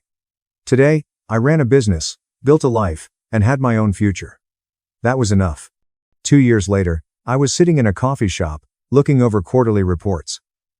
I spotted Mason first. He was thinner, exhausted, wearing a retail store uniform, a name tag, and his hair was short, functional, not the styled appearance he used to spend an hour on. After ordering, he turned and froze when he saw me. Nobody moved for a moment. Slowly, he walked over. Jackson, can I sit just for a minute? I pointed to the chair. He sat carefully, expecting me to reconsider. I'm not here for money, he said quickly. I saw you and thought maybe I should finally say what I should have said 2 years ago. I waited. I'm sorry for everything. The lawsuit, the entitlement, all of it. I destroyed my own life, Jackson. You didn't do it. I did. He looked genuinely hurt. Not like the Mason who demanded my house. I've been in therapy 18 months, he continued. Real therapy, the kind where you face what you did wrong instead of blaming everyone else. There's a looking 70 of times another. And what did you do wrong? Everything. I spent 25 years thinking the world owed me success because I was the oldest, because mom and dad believed in me. But I never put in the work. I just wanted results without effort. I looked at my coffee. The lawsuit was the lowest point. I actually convinced myself you'd stolen my life. That's how delusional I was. But hitting bottom, losing everything, living in my car, working retail at 27, reality couldn't be ignored anymore. Where are you now? Manager at the store. Paying mom and dad back $50 a month. Taking night classes in actual business fundamentals. It'll take years, but I'm doing it right this time. I studied him. None of this felt like manipulation.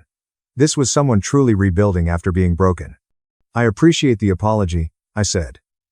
But I don't know if I can have you in my life again. Maybe someday. Not now. I understand. That's more than fair. He stood, offered his hand. I shook it. Take care of yourself, Jackson. You too. I thought about it as he left. My phone buzzed. Emma, my 15-month girlfriend, texted. Still on for dinner tonight? Yeah. 7 p.m. Love you. Love you, too. Emma and I discussed it over dinner. How do you feel? Honestly, I don't know. He seemed genuine. Do you think you'll ever reconcile? Maybe. When he's proven it's real, not just when he needs something. When enough time has passed, that I'm sure that's healthy.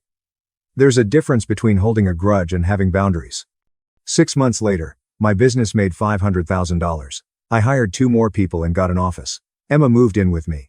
We organically merged. Dad called me on a Saturday. Our communication had been sparse. I read the updates he sent but rarely replied. Mason got promoted to manager. He says he's really doing well. Paid me back another $1,000 this month. That's good. Pause. Jackson, I don't expect anything from you, but I wanted you to know your mother and I are proud of you. We should have said that 20 years ago. A knot formed in my throat. Thanks. Dad. Thanks. Dad. I know it's too late, but I wanted you to hear it anyway. A year after meeting Mason, Dad sent me a cashier's check for $20,000, the judgment amount. Mason wanted me to send this. Took him 2 years, but he paid back the full judgment. He wanted you to know he's serious about making things right.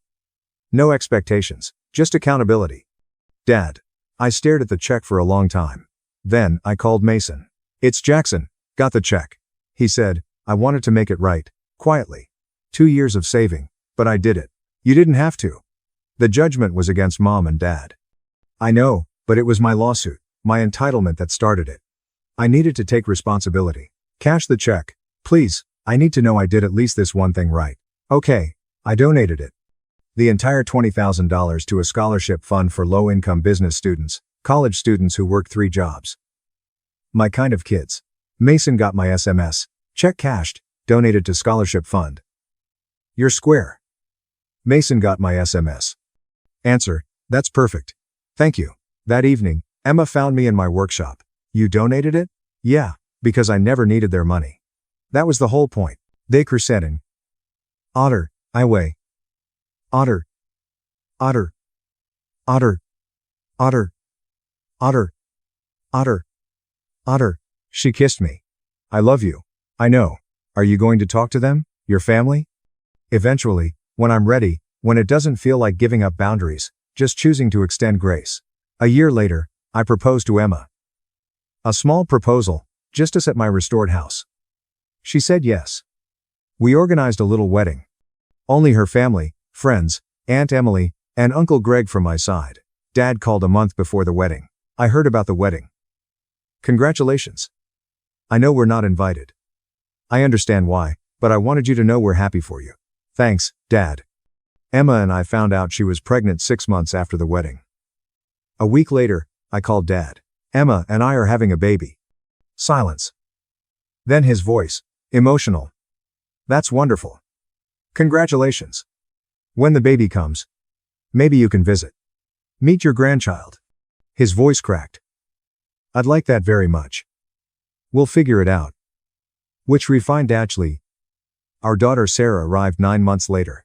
At the hospital, my parents were quiet and respectful. Mason brought a children's book as a gift. Congratulations, man. She's beautiful. Thanks. It wasn't reconciliation. Not yet. But it was progress. Small, earned steps. A year after Sarah was born, we had our first family dinner. At home, Emma, Sarah, and I sat at the center. Dad, Mom, and Mason were at the margins, respectful, glad for inclusion. It was awkward, full of uneasy silences, but it had begun. Emma and I cleaned up after they left. How do you feel? Okay, it was okay. Think you'll do it again? Maybe in small doses. I watched Sarah sleep in her nursery later that night. At home, my daughter was appreciated and celebrated for who she was, not compared to a golden child sibling. I thought about the lawsuit, the trial, and all those years of pain. I realized something. Their destruction wasn't the best revenge. Building a good life made their approval irrelevant. After I was ready, after they'd earned it, I let them back in because I wanted to. That was power. There was peace. And that worked.